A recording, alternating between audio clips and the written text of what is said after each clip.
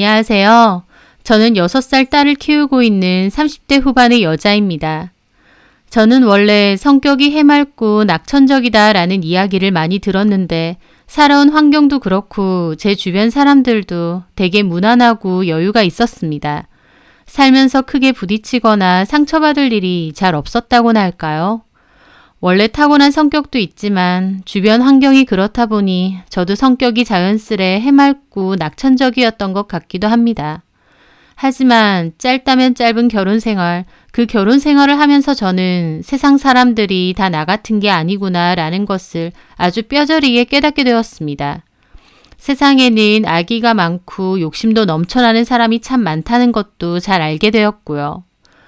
저는 30초반에 결혼을 했어요. 저희 부모님은 제가 결혼을 할 때쯤 사업을 하는 큰오빠와 함께 외국으로 이민을 가게 되셨습니다. 저희 집은 주재원인 아버지의 직업 덕에 어렸을 때 외국 생활을 종종 했었어요. 아빠가 직업을 바꾸시면서 나중에는 한국에 정착해서 쭉 살았고요.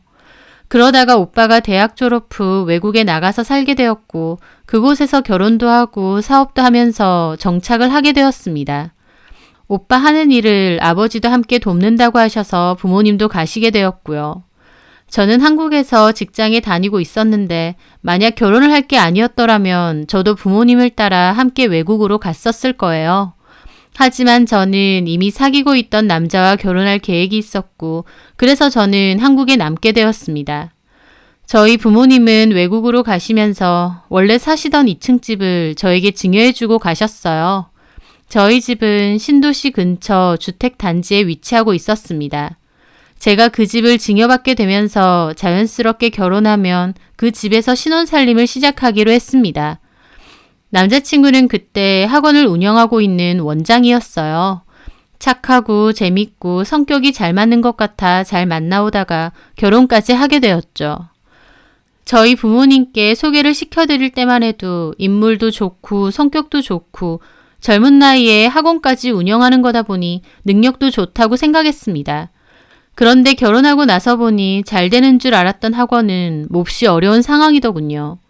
근처에 경쟁 학원이 많이 생기고 강사들 수준도 갈수록 떨어지다 보니 이미 남편 학원의 수강생은 빠르게 줄고 있었던 겁니다. 결혼할 때만 해도 그런 얘기를 따로 하지 않아서 상황이 그런 줄 몰랐어요.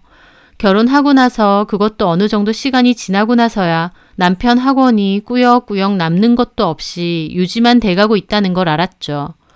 저는 몰랐어요. 남편하고 각자의 일에 대한 이야기는 잘 하지 않았고 남편도 본인 사업이 힘들다는 내색은 없었거든요. 나중에서야 상황이 몹시 안 좋다며 얘기를 하더라고요. 저는 그냥 학원을 접는 게 어떻겠느냐 했지만 남편은 그럴 수 없다고 했습니다. 그러면서 괜찮은 강사도 데리고 오고 전반적인 리모델링도 하고 또 적극적으로 마케팅도 진행할 거라고 했어요. 이대로 망하게 둘 수 없다고 하면서요. 그 과정에서 남편은 시부모님이 사시는 시댁집 담보대출까지 받으며 자금을 조달했어요. 시부모님이 신우들과 살고 있던 오래된 아파트까지 손을 댄 겁니다. 하지만 남편의 노력에도 결국 학원은 문을 닫았어요. 그리고 남편은 일단 아는 선배의 학원에서 강사로 일을 하기로 했고요. 그런데 문제는 시부모님 집까지 손을 대는 바람에 시부모님 거처에 문제가 생긴 거였습니다. 하지만 애초에 남편은 믿는 구석이 있었던 것 같아요. 바로 저희 집이었죠. 애초에 시부모님께도 이도저도 안 되면 모시고 살 테니까 돈을 좀 해달라고 했던 것 같더라고요. 저희 집이 2층 집인데다 평수도 꽤 있는 편이다 보니 다 같이 살면 된다는 겁니다. 남편은 자기 마음대로 결정해서 저에게 통보를 했어요. 저는 갑자기 생각에도 없던 합가를 하자고 하니 좋을 수는 없었죠. 하지만 그때 제가 출산 후 아이를 키우고 있었는데요. 남편은 제가 복직을 하면 시부모님이 아이를 봐주실 거고 또 아이 정서에도 조부모님과 같이 사는 게 좋다며 온갖 감언이설로 저를 꼬드기는 겁니다. 이미 시부모님 살 집은 나가줘야 되고 다른 방법이 없기도 했어요. 상황 자체가 어쩔 수 없다 보니 저도 결국 등 떠밀리듯 합가를 하게 되었죠. 좋지는 않았지만 최대한 좋게 생각했습니다. 어차피 몇 개월 뒤 복직도 해야 하니까 아이 봐주시는 게 어딘가 했죠. 그렇게 무릎이 안 좋은 시부모님을 위해 1층을 내드렸고 신우들도 1층에 있는 방을 썼어요. 저와 남편은 2층을 쓰게 되었고요. 처음에는 좋은 마음으로 그렇게 하기로 했습니다. 하지만 막상 같이 살아보니 제 생각과 달리 불편한 점도 많고 짜증나는 일도 많았어요. 남편은 처음에 말은 집안일, 아이 보는 거 다 시부모님이 해줄 테니 얼마나 좋냐고 그랬지만 막상 같이 살아보니 그렇지 않았어요. 집안일은 제 차지였죠. 게다가 오히려 식구들이 많다 보니 해야 될 일도 많았고요. 어머님은 아이 돌봐준다고 하시면서 집안일은 다 저에게 전담시키셨고 신우들도 딱히 집안일은 안 했습니다. 식구가 많으니까 설거지도 많고 빨래도 많고 저도 몸이 너무 축나다 보니까 나중에는 제가 따로 돈을 주고 일주일에 한두 번씩 오는 도우미를 쓰게 되었어요. 근데 그걸 보고는 저희 어머님, 돈이 썩어나나 보다. 집안에 여자가 몇 명인데 도우미를 부르고 라면서 궁시렁대더군요. 어이가 없었죠. 집안에 여자가 몇 명이든 간에 저한테 집안일을 자꾸 넘기고 미루셨으면서요. 저는 꾸역꾸역 참으며 살다가 아이가 15개월 정도가 됐을 무렵 복직을 했습니다. 원래 어린이집은 아이가 25개월이 넘으면 보내기로 했어요. 그 전까진 시부모님이 봐주시기로 약속을 했죠. 하지만 제가 복직하고 얼마 안 돼서 시부모님은 아이를 온종일 보니 너무 힘들다고 하시면서 18개월 정도의 어린이집에 보내자고 했습니다. 저는 최소한 20개월이라도 넘겨서 보내겠다고 했지만 남편도 나서서 저에게 그러더군요. 엄마 아빠가 힘들어 죽겠대. 젊은 사람이 해도 힘든 육아를 나이 드신 부모님이 하니까 얼마나 힘들어. 애초에 그렇게 해주시기로 했잖아. 그래서 집안일도 안 하시기로 한 거고. 어차피 집안일도 도움이 쓰잖아. 그래서? 어린이집 어차피 보낼 거 지금 보내자 그거지. 내가 들어보니까 늦게 보내면 적응만 힘들대. 요새 다 일찍 보낸대. 시부모님이 힘들어서 애 못 보겠다고 하시는데 어떻게 하나요? 저는 결국 제 계획과 달리 아이를 좀 일찍 어린이집에 보내게 되었습니다.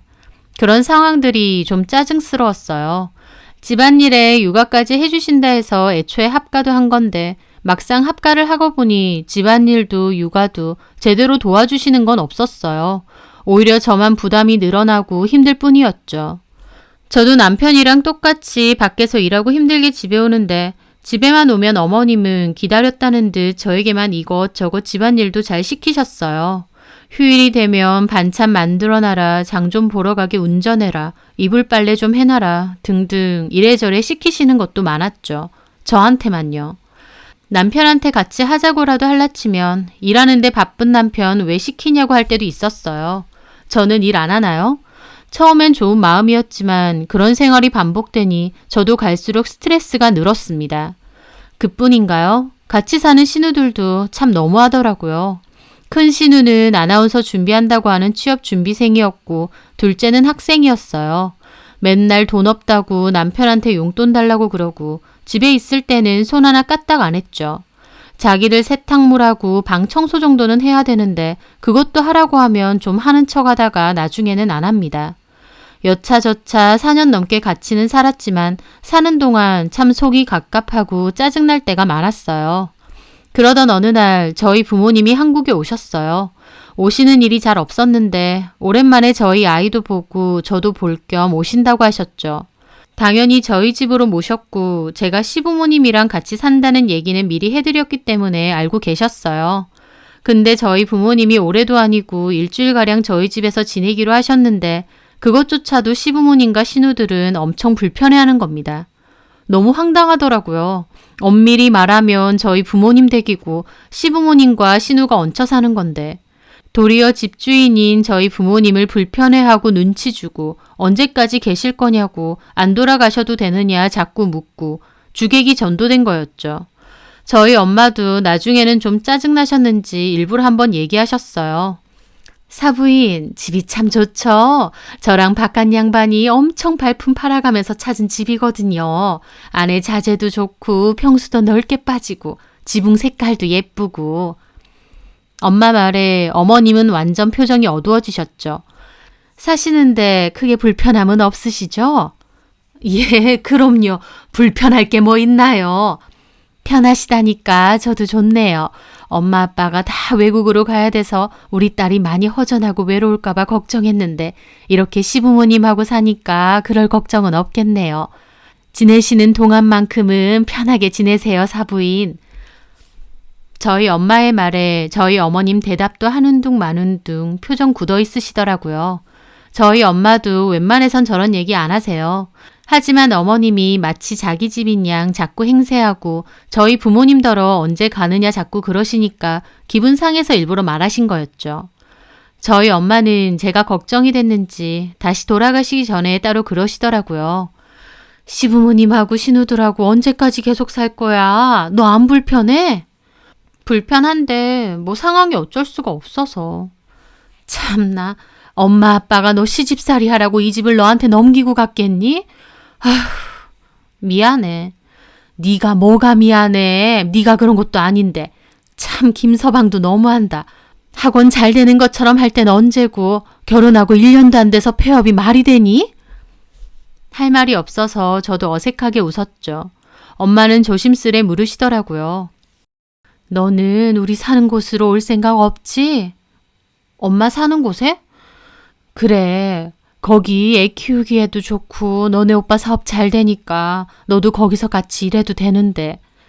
글쎄, 외국에서 산다는 게 간단한 일도 아니고 김서방이 여기서 계속 학원을 하는 것도 아니고 차라리 거기 가서 너네 오빠 밑에서 일 배우는 것도 나쁘지 않잖아. 그렇긴 해. 한번 물어나 볼게. 저도 마음 같아서는 부모님 따라서 해외로 나가 살고 싶었어요. 저희 아이와 함께요. 결혼하고 1년도 안 돼서 시부모님, 신우들과 같이 살다 보니 솔직히 제대로 된 결혼 생활도 못했고 정신없고 스트레스만 많았습니다. 돈은 돈대로 많이 들고요. 그러다 보니 저도 차라리 여기 생활 정리하고 부모님 따라갈까 싶기도 하더라고요. 그런데 저희 부모님이 다시 돌아가시고 얼마 안 됐을 때였어요.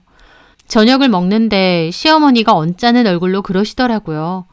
근데 내가 생각을 해봤는데 이 집 명의 말이다. 네? 그거 아직도 네 명의로 되어 있니? 저는 이게 뭔 소린가 싶었습니다. 저희 부모님이 저에게 증여하신 제 집인데 당연히 제 명의죠. 네, 그렇죠. 그런데 제 대답에 시어머니는 무슨 큰일이라도 난 양 노발대발 하시는 겁니다. 아니, 그렇게 하면 안 되지. 뭐가요? 결혼을 했고 이렇게 같이 살면 우리 민석이 명의로 바꿔줄 때 되지 않았어? 네? 저는 이게 무슨 귀신 씨나라 까먹는 소린가 했어요. 왜 그래야 되는데요? 얘 좀 봐. 당연히 집안의 가장이 남편인데 집이 남편 명의로 안 돼 있으면 어쩌자는 거야. 남편 명의로 하는 게 기본 아니야. 저는 어이가 없었어요. 그래서 남편을 쳐다봤는데 자기 엄마가 저런 소리를 하고 있는 동안에도 남편은 자기 일이 아닌 양 밥만 먹고 있더군요. 그 모습이 더 황당했습니다. 저는 차분하게 어머님께 말했죠. 어머님, 이거 저희 부모님께서 저한테 증여해 주신 제 집이고요. 남편으로 명의를 바꿔야 될 이유 없어요. 사는데 무슨 문제가 있는 것도 아닌데 왜 굳이 명의를 바꿔야 되나요? 그랬더니 어머님이 대뜸 너 무슨 다른 꿍꿍이 있니? 그러는 겁니다. 저도 기분이 확 상했죠. 무슨 꿍꿍이요? 그러지 않고서야 그냥 바꾸면 되는 명의를 왜 못 바꿔준다는 건데? 저는 어머님이야말로 다른 꿍꿍이가 있는 게 아닌가 싶었죠. 가만히 있다가 갑자기 명의를 바꾸라고 난리치시는 게요. 그런데 옆에 있던 시아버지까지 한술 더 뜨시더군요. 그거는 시어머니 말이 맞다. 집안에 가장 앞으로 집도 되어 있는 게 맞아. 본인 앞으로 집안 채 없이 와이프 이름으로 되어 있으면 가장이 본인 위신이 서겠어? 어떻게 사회생활을 당당히 할 수 있겠냔 말이야. 저는 이 사람들이 단체로 어떻게 됐나 싶었습니다. 뭔데 이렇게 뻔뻔하게 집 명의를 바꾸라고 하는지 이해를 못하겠더라고요. 아버님, 집 없다고 위신이 못 살 게 뭐가 있어요. 게다가 원래도 이 사람 집이 아니었고요. 제 말에 시아버지 발끈하시더니 숟가락까지 탁 내려놓더군요. 뭐야? 얘 생각하는 게 아주 글러먹었네. 네? 봐라. 네가 기본적으로 네 남편이고 시댁 식구들이로 밑으로 보는 게 있으니까 시부모 무서운 줄 모르고 그런 소리도 하는 게다. 집 없다고 위신 못 쓸 게 뭐가 있냐고? 네가 지금 말하는 꼬라지를 봐. 어디서 남편 무시하고 시부모 무시하고. 무시하는 게 아니라요. 저희 부모님이 저한테 주신 집을 왜 자꾸 너네 부모가 집 줬다고 지금 유세떠니? 말 나와서 하는 말인데 너네 엄마도 그때 참 웃기더라. 그때 그런 소리를 나한테 하는 저희가 뭐야? 저희 엄마가 뭐라고 하셨는데요? 들어놓고 못 들은 척하지 마. 뭐 이 집 사시는 동안은 편하게 지내셔. 나 참 무슨 거지 적선하듯이. 그게 틀린 말인가요? 그러니까 너나 니네 엄마나 생각 자체가 글러먹었다고. 무슨 선심 쓰듯이 그게 사돈한테 할 소리야? 어머님은 자기 혼자 흥분해서 얼굴까지 시뻘개져서 따지는 겁니다. 식탁에 둘러앉은 그 집 식구들 저 하나 놔두고 큰 소리 내며 삿대질하며 몰아세우는데 그 상황 자체도 너무 기막히고 황당하고 제일 화나는 건 가만히 있는 남편이었어요. 시부모님이 그러던지 말던지 한숨만 쉬며 그냥 앉아있는 겁니다. 저는 그 순간 남편과 시댁 식구들에게 확 질리더군요. 다 같이 한 통속이 되어서 저만 몰아세우고 있는 그 상황이요.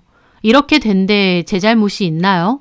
제가 그토록 말려도 남편은 끝까지 우겨서 지 학원 일으킬 거라고 하며 자기 마음대로 시댁 돈을 빌렸죠.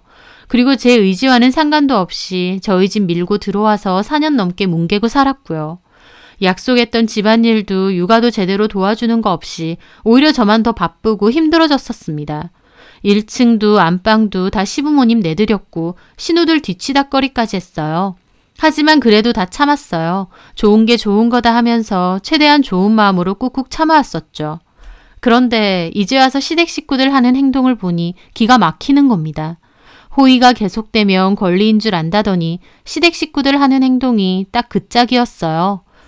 저희 부모님이 저에게 주신 이 집에서 살게 해드렸더니 이제는 아예 집 내놓으라고 하고 저를 몰아세우고 있으니까요. 저도 화가 나서 자리에서 일어났죠. 그렇게는 못하겠는데요. 그렇게 해야 될 이유도 없고요. 그랬더니 어머님 하시는 말이 뭐? 얘 좀 봐. 진짜 시부모 알기를 개똥처럼 하네. 그래. 그러면 우리도 이제 은성이 안 볼 거다. 네가 그런 식으로 나오는데 우리가 왜 애를 봐줘야 되니? 어머님 말에 저는 어이가 없었습니다. 어머님, 아버님이 애 보는 거요. 하원할 때 데리고 와서 2-3시간 봐주는 게 전부예요. 그나마도 제가 퇴근하고 오면 더 이상 안 보고 방으로 들어가 버리시고요. 그래놓고 자기들이 애 본다는 유세 떨면서 이제는 애 안 봐준다는 겁니다. 유일하게 하는 게 그것뿐인데 그것조차 안 하겠다는 거죠. 그래서 저도 그랬어요. 네, 그러세요. 그러면 저도 더 이상 용돈 못 드려요. 그리고 생활비도 앞으로는 내세요. 뭐? 그렇잖아요. 여태까지는 이 사람하고 저하고 버는 월급에서 반반 내서 드렸는데 애도 안 봐주신다는데 제가 왜 그렇게 해요? 용돈은 이 사람한테 전적으로 다 받으세요. 그리고 앞으로 여기서 계속 사실 거면 생활비도 주시고요. 그래야 정확하죠. 제 말에 가만히 있던 남편 그제야 화를 벌컥 내더군요. 너 그만 못해? 그 속에서 저는 남편 놈이 제일 꼴보기가 싫었습니다. 저는 그렇게 2층으로 올라와 버렸죠. 그리고 방에서 화를 삭히고 있는데 남편이 들어오는 겁니다.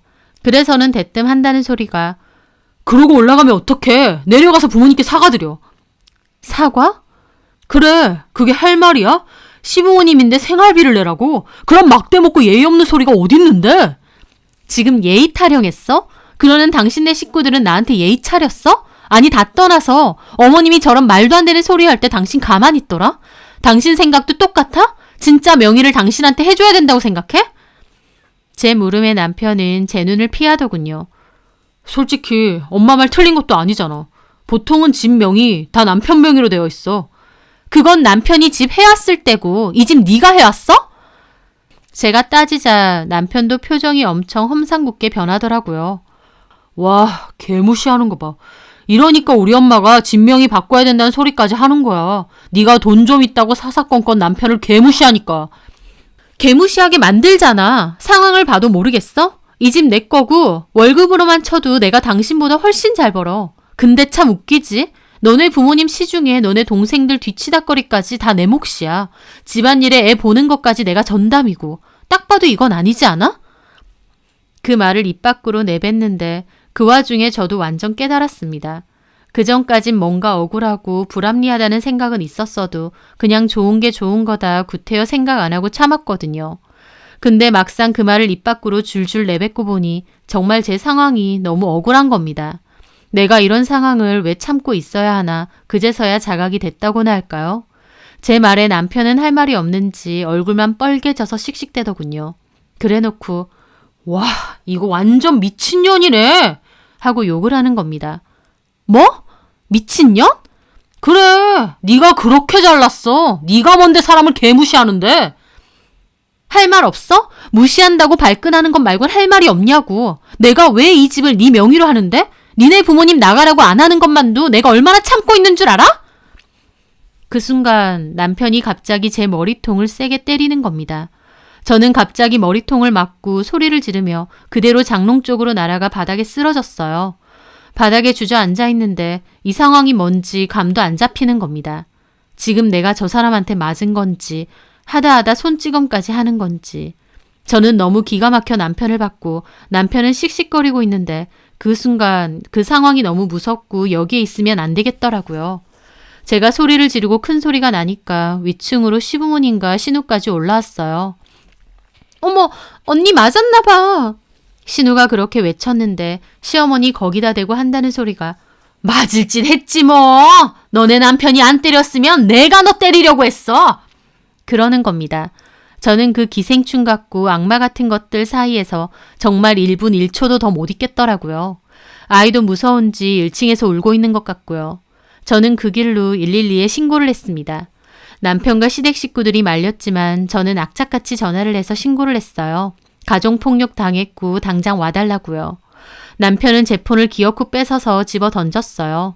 저는 가방을 꺼내고 제 짐을 넣으려고 하는데 남편이 억지로 저를 뜯어 말리는 바람에 팔목이며 어깨며 상처까지 났습니다. 저는 이혼할 거라고 난리를 쳤고 가방을 싸들었다 뺏었다가 그렇게 아웅다웅 다투는 중 경찰이 오게 되었어요. 저는 가정폭력 당했다고 했고 그 일로 남편과 시댁 식구들과 함께 경찰서까지 가야 했습니다. 저는 머리 맞은 거랑 어깨, 팔목 등 상처 입은 거 전부 병원 가서 진단서 떼고 짐 싸서 아이랑 그 집에서도 나왔어요. 남편에게도 말했습니다. 당장 이혼할 거고 폭력 당한 것도 그냥 안 넘어갈 거고 고소할 거라고 하면서요. 그리고 아는 언니 집에 아이와 지내게 되었는데 그 상황이 얼마나 기막히고 무서운지 눈물만 하염없이 나더라고요. 사람 좋고 착한 것 같아 믿고 결혼했는데 뻔뻔하고 염치 없고 못됐고 거기다가 손찌검까지. 그 와중에 시댁 식구들 누구 하나 말리는 사람 없이 부추기고 있고 제 편 하나 없는 그 집과 그 상황이 생각할수록 너무 무섭고 끔찍했습니다. 저는 가정폭력 신고 내역을 토대로 가정법원에 접근 금지 신청을 했어요. 제가 이혼할 거라고 협의로 할 건지 소송으로 할 건지 결정하라고 하니까 그 와중에 남편은 때린 건 자기가 잘못했지만 네 행동도 잘못한 거 아니냐는 개소리와 함께 이혼은 하지 말자고 붙잡더라고요. 저는 폭력에 관한 소송도 걸 거고 협의 이혼 안 할 거면 이혼 소송도 바로 걸 거라고 했습니다. 그리고 무엇보다 지금 내 집에서 너랑 네 식구들 다 나가라고 했어요. 남편은 이혼도 안 해줄 거고 이 집에서도 못 나간다 뻔뻔히 굴더군요. 내 집이야. 당장 너하고 너네 식구들 내 집에서 나가. 못 나가. 살고 있는 사람을 네가 뭔 수로 쫓아낼 건데. 그리고 이혼? 웃기지 마. 네가 원하는 대로 내가 좋게 넘어가지고 이해해주니까 사람이 아주 우습게 보이지? 애초에 니네 식구들 들이밀고 들어와서 같이 살자고 했을 때 그때 너랑은 끝냈어야 했어. 뭐? 들이밀어? 너 말 다 했냐? 네가 말을 그따위로 하니까 내가 그런 거 아니야? 저는 끝까지 뻔뻔하고 파렴치한 남편 목소리를 듣는데 이가 갈리더군요. 기생충 같은 것들. 뭐?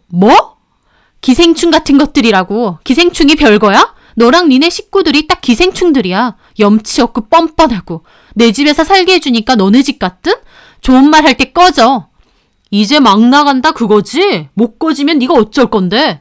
그래, 순순히 꺼질 리가 없지. 내가 빠른 시일 내로 선물 하나 보낼게. 너네 식구들한테 아주 딱일 거다. 저는 그 길로 변호사를 찾아가 이혼 소송과 위자료 소송도 걸었습니다. 그리고 법원에 접근 금지 신청한 것을 토대로 퇴거하지 않으면 퇴거 불응 소송도 진행할 거라고 내용 증명도 보냈습니다. 그것들을 받은 남편도 당연히 개거품 물었죠. 그래도 안 나간다고 버틸 거라 했지만 본인이 안 나가고 계속 버티면 퇴거 불응 소송도 진행한다고 하니 그제야 이 상황이 어물쩍 뭉개고 넘어갈 수 있는 상황이 아니라는 걸 인지한 것 같더라고요. 남편은 태도를 바꿔 비굴할 정도로 미안하다고 사과하면서 앞으로는 절대 그런 소리 안 하겠다. 시부모님도 미안하다고 하신다며 명의 가지고 절대 입대지 않겠다 어쩐다 하더라고요. 이미 저는 온정 다 떨어져서 이혼 준비하고 있는데 아직도 저를 설득하면 된다고 생각하는 그 멍청한 순진함이 너무 끔찍했습니다. 나한테 정말 미안해? 그럼 진짜 미안해. 그땐 내가 어떻게 됐다니까? 정말 미안한 마음 있으면 이번 주 내로 짐 싸들고 내 집에서 꺼져. 너랑 너네 식구 전부. 그리고 소송 소장 보냈으니까 답변서나 똑바로 보내고. 진짜 이럴 거야? 내가 지금 장난하는 걸로 보여? 우리 은성이는 나 은성이 아빠야. 은성이 할머니 할아버지 고모들까지 이렇게 매몰차게 다 쫓아낸다고? 저는 그 말에 코웃음이 절로 나왔죠. 애 걱정을 그렇게 하는 인간이 애 있는 집에서 내 머리통 때리고 애 할머니라는 인간은 그 앞에서 맞을 짓 했다 내가 때리려고 했다 그러고 있니? 네가 언제부터 그렇게 은성이 챙기고 아꼈다고 이럴 때만 애 핑계 대고 있어. 어떻게 너는 시간이 갈수록 더 밑바닥이니? 긴 말 하고 싶지도 않아. 이 정도 했으면 너랑 네 식구들 다 데리고 내 집에서 꺼져. 우리는 끝이야. 연수야, 진짜 이러지 말자. 내가 다 잘못했어. 맞아. 네가 다 잘못했고 나는 더 이상 네 얼굴도 보기 싫어. 내가 어떻게 하면 돼? 어떻게 하면 네 화가 풀리겠니? 저는 웃음을 터뜨렸죠. 집 쫓겨나고 위자료 털릴 생각하니까 발등에 불 떨어졌나 보네. 어떻게 해야 내 화가 풀리냐고? 간단해. 소송이나 똑바로 준비해서 빨리 이혼해줘. 내가 너네 식구들을 몇 년이나 참아준 것만도 내가 할 일은 다 했으니까. 빨리 나갈 집이나 알아보는 게 좋을 거야. 길거리에서 자고 싶지 않으면. 저는 그렇게 전화를 끊었습니다. 남편은 지도 변호사 사무실 다니면서 알아본 것 같은데 결국 퇴거 불응 소송까지 진행당하기 전에 집은 나갔어요. 저는 부모님께 이 사실을 말하고 그 집은 매물로 내놓았습니다.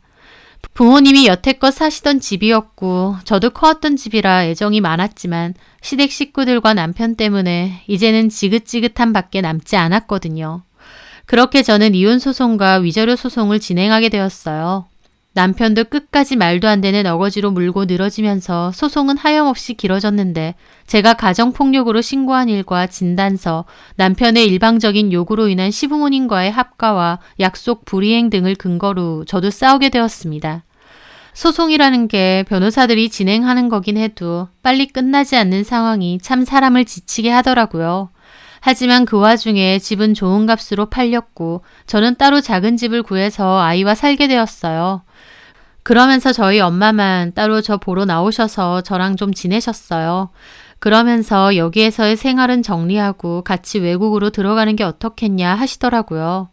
그때는 저도 그렇게 하는 게 좋을 것 같아 조금씩 해외 거주 준비를 했습니다. 소송하면서 들어보니 남편은 시부모님과 시누랑 같이 완전 손바닥만한 월세집으로 가서 산다고 하더라고요. 그러면서 자기들은 돈이 이렇게 없고 돈 버는 사람도 남편밖에 없다 보니 생활고를 핑계로 적당한 선에서 협의를 해달라는 겁니다. 저는 그럴 생각 없다고 알아서 벌어서 내라고 했죠. 넓고 좋은 저희 집에서 살다 보니 그게 자기 집인 줄 알고 나중에는 도리어 집 내놓으라고 하며 저 몰아세웠던 그 인간들. 생각할수록 치 떨려서 이해해주거나 봐주고 싶은 마음은 조금도 없었으니까요. 제 이혼 이야기를 아는 제 친구는 그러더라고요. 그 인간들 욕심부리더니 황금알 낳는 거위 배를 가른 셈이라고요. 그 인간들에겐 제가 황금알을 낳는 거위 같은 존재였겠죠. 좋은 집 주고 돈 따박따박 벌어서 용돈 주고 집안일 해주고 그러면서 군소리도 없고 계속 그러고 살았으면 저도 그냥 살았을 수도 있어요. 하지만 욕심이 넘쳐서 저를 건드렸고 저도 그제야 깨닫게 된 거였죠. 참고 살아야 될 이유가 단 하나도 없다는 것을요. 그 후 지지부진한 소송은 끝이 났고 저는 친정 부모님이 계신 곳으로 아이와 함께 떠나게 되었습니다. 그곳에서 오빠 사업 일을 도우며 아이와 함께 지내고 있어요. 새로운 곳에서 다시 시작하는 거긴 하지만 항상 옆에서 저를 응원해주고 도와주는 가족들이 있다 보니 저도 훨씬 마음이 편하고 좋더라고요. 가끔은 내가 왜 합가를 허락하고 또 그런 불합리함을 참았을까 싶기도 합니다. 그때의 제가 참 바보같이 느껴질 때도 있고요. 하지만 매 순간 후회 없이 완벽한 선택을 하며 살 수 있는 사람은 아무도 없잖아요. 지나고 보면 왜 그랬을까 싶기도 하지만 그때 당시엔 그게 최선이라 느꼈기 때문에 또 그렇게 살았던 거겠죠. 제 나름대로는 제 상황에선 열심히 살아온 거니까 비난하지 않고 제 스스로를 잘 보듬으며 살고 싶습니다. 저희 아이 잘 키우면서요. 새로운 곳에서 새롭게 시작하는 만큼 좋은 일이 가득했으면 합니다. 제 사연 들어주셔서 감사합니다.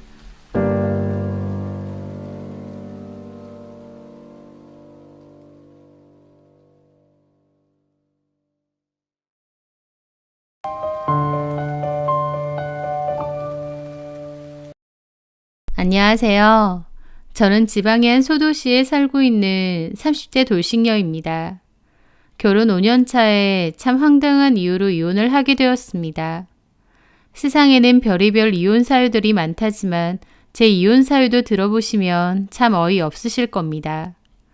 제 이혼의 발단은 무당과 점을 맹신하는 시모 때문이었거든요.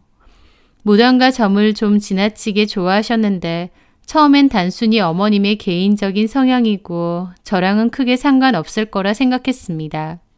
하지만 결국 그 막무가내의 믿음 때문에 저는 이혼을 강요받게 되었던 거죠.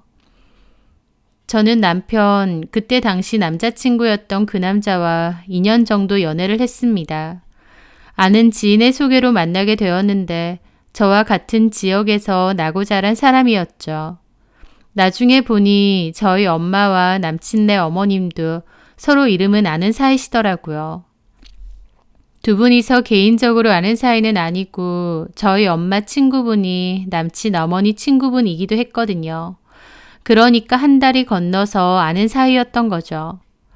좁은 지역에 살다 보니 몇 달이 건너면 아는 사람이고 그랬습니다. 남친은 아버님 밑에서 일을 했었는데요. 아버님은 주유소도 운영하시고 세차장과 편의점도 여러 개 운영하시는 등 여러 가지 사업체를 들고 있는 분이셨어요. 남친은 그런 아버님 밑에서 관리직 일을 했습니다.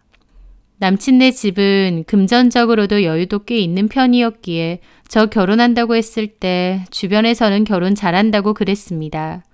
저도 그 말에는 동의했어요. 시댁에서 결혼할 때 아파트도 사주셨고 지원도 많이 해주셨거든요.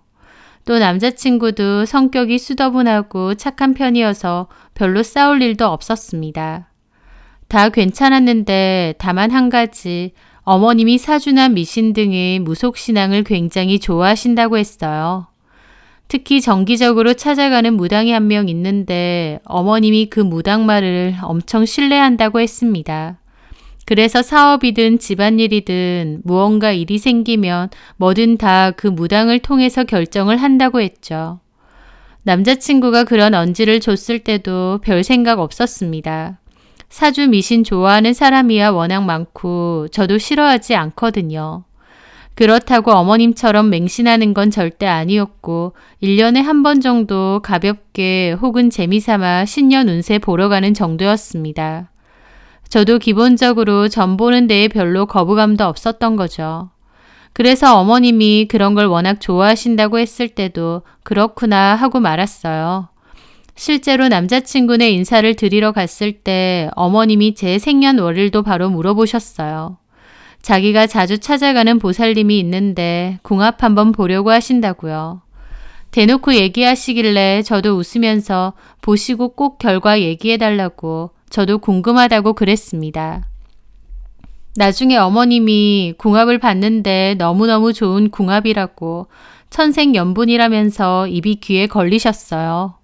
저랑 결혼시키면 사업도 더 잘 될 거고 하는 일이 다 잘 될 거라고 했대요.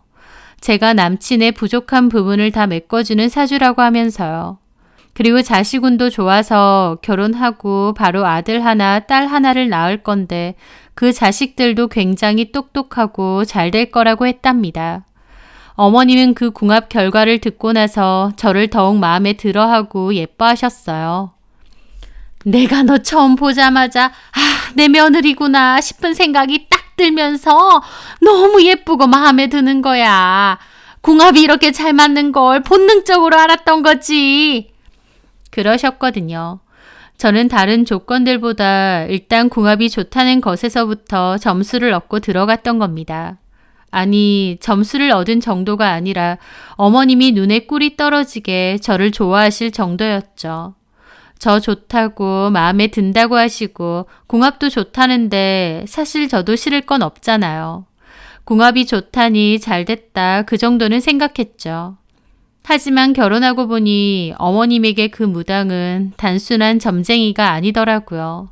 거의 종교 같은 느낌일 정도로 그 무당 말을 다 따르는 겁니다. 결혼 날짜도 그 무당이 말하는 날짜로 정했어요. 게다가 저희 신혼집에는 안 보이는 곳곳에 부적도 어머님이 붙여놨습니다. 그 무당이 시킨 거였죠. 신혼집에 부적이라니 찝찝하긴 했어도 어머님이 좋은 거라고 복이 더 많이 들어오라고 붙인 거라고 하시니 그런가 보다 하고 말았죠. 어머님이 좀 그 무당을 맹신한다는 느낌은 있었지만 어쨌든 그건 어머님의 사생활이고 제가 왈가왈부할 이유는 없잖아요. 저한테 특별히 피해주는 게 있는 것도 아니고요.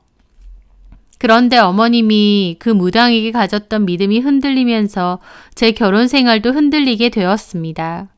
일단 그 무당 말대로 제가 그 집의 며느리가 되었다고 해서 특별히 아버님 사업이 더 번창하거나 그런 건 아니었어요. 딱히 더 안 된 것도 아니지만 그렇다고 더 잘 될 것도 없이 현상 유지 정도였습니다. 그리고 그 무당이 제가 결혼하자마자 아들 하나 딸 하나를 낳을 거라고 했다는데 그것도 맞지 않았습니다. 남편과 저는 결혼 초반부터 아이를 바로 가지려고 부단히 노력했으나 아이가 잘 생기지 않았고 병원에서 난임 판정을 받게 되었거든요. 많은 노력을 했지만 결혼하고 4년 넘게 아이가 안 생겼던 거죠. 이래저래 맞지 않는 부분은 많았지만 그래도 크게 상관은 없었는데 결정적으로 어머님과 그 무당 사이가 틀어진 건 아버님이 새로 시작하는 사업 때문이었습니다. 아버님이 새롭게 투자하고 시작하려는 사업이 있었는데 당연히 그 무당한테 가서 물어보셨나 봐요. 그 무당은 대박 날 거라고 했고 아버님도 그 사업을 시작하게 되었죠. 그런데 결론적으로 아버님이 새롭게 시작했던 그 사업은 사기였습니다. 아버님이 동업자라고 믿었던 사기꾼한테 당하신 거였고 크게 금전적인 손해를 봤죠. 아버님도 어머님만큼은 아니지만 그래도 점을 좀 믿기는 하시는데 그때 사기 당하시면서 어머님 아버님도 크게 다투시게 되었습니다. 그 다툼이 얼마나 컸는지 이혼 한 해 만에 할 정도였죠. 사실 그것도 웃긴 게 아버님도 잘 될 때는 아무 말 안 하시다가 잘 안 되고 나니 어머님을 바로 비난하시더라고요. 당신이 소개해준 점쟁이 말 믿었다가 망할 뻔했다고요. 하여튼 그 외에도 그 무당과 어머님 사이에는 제가 알지 못하는 이런저런 일이 있었나 본데 결론적으로 어머님은 그 무당에게 완전 학을 떼고 손절을 하게 되었습니다. 어머님이 그 무당을 믿고 의지하는 게 컸기에 쉽사리 어머님의 마음이 바뀌지 않을 거라 생각했는데 몇 번 큰일을 겪고 나니 그 무당이라면 학을 뗄 정도로 치를 떠시면서 손절하더라고요. 돈도 많이 갖다 바쳤는데 이제 와서 보니 순 엉터리고 사기꾼 같다며 내가 여태까지 그런 엉터리한테 속은 것 같다고 분통 터진다고 하셨죠. 게다가 어머님은 이제 와서 보니 그 사기꾼 무당이 한 말 중에 맞은 게 제대로 없다고 하셨어요. 그 과정에서 저는 잘못한 것도 없이 눈치 아닌 눈치를 보게 되었습니다. 왜냐면 그 무당이 저에 대해서도 얘기한 게 있잖아요. 아들하고 천생연분이다. 며느리 사주가 너무 좋다. 이 집에 복덩이가 글러 들어오는 거다 등등 저에 대해서 과할 정도로 좋게 얘기를 했는데 어머님은 이제 그 무당을 사기꾼으로 생각하다 보니 저에 대한 얘기들도 다 헛소리라고 생각하셨던 거죠. 그 무당이 뭐라고 했든 저는 그대로 저고 또 결혼 생활도 아이가 안 생기는 것 말곤 큰 문제 없이 잘 하고 있었는데도 무당과 틀어진 이후로 어머님은 묘하게 저를 탐탁치 않아 하셨던 겁니다. 그게 좀 황당하기도 했지만 또 한편으론 어머님이 이제 무당이나 점에 대해 무조건적인 맹신은 안 하시겠구나 싶어서 다행이다 싶기도 했습니다. 그런데 웬걸 몇 달 뒤 어머님은 또 다른 무당한테 완전히 꽂히셨어요. 전에 무당은 사기꾼이지만 이 무당은 진짜라며 새로운 무당한테 완전히 꽂히신 거였죠. 어머님 말 전에 믿었던 그 사기꾼 무당은 틀린 것도 많았지만 이 무당은 말했다 하면 다 맞다고 엄청 용하고 신발이 장난 아니라고 했습니다. 모시는 신부터 다르다나 뭐라나요.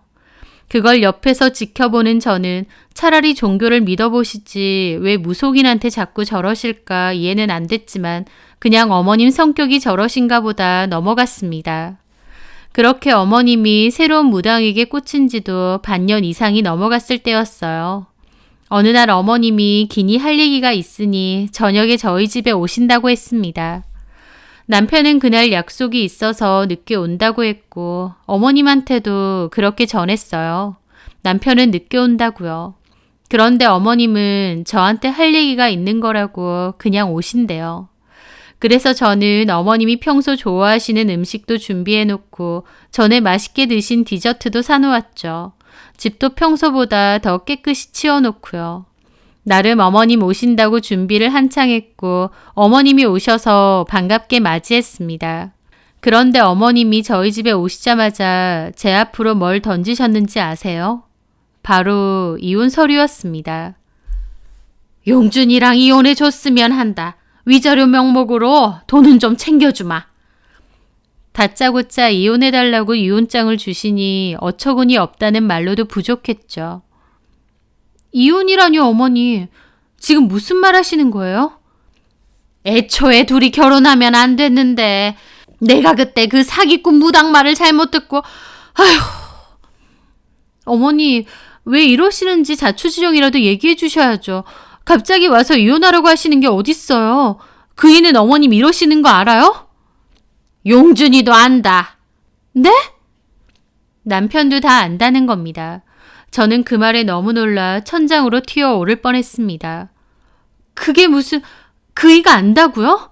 어머님이 저한테 이혼 얘기할 거란걸요? 그래. 그럼 어머님하고 그이하고 얘기가 됐다는 거예요?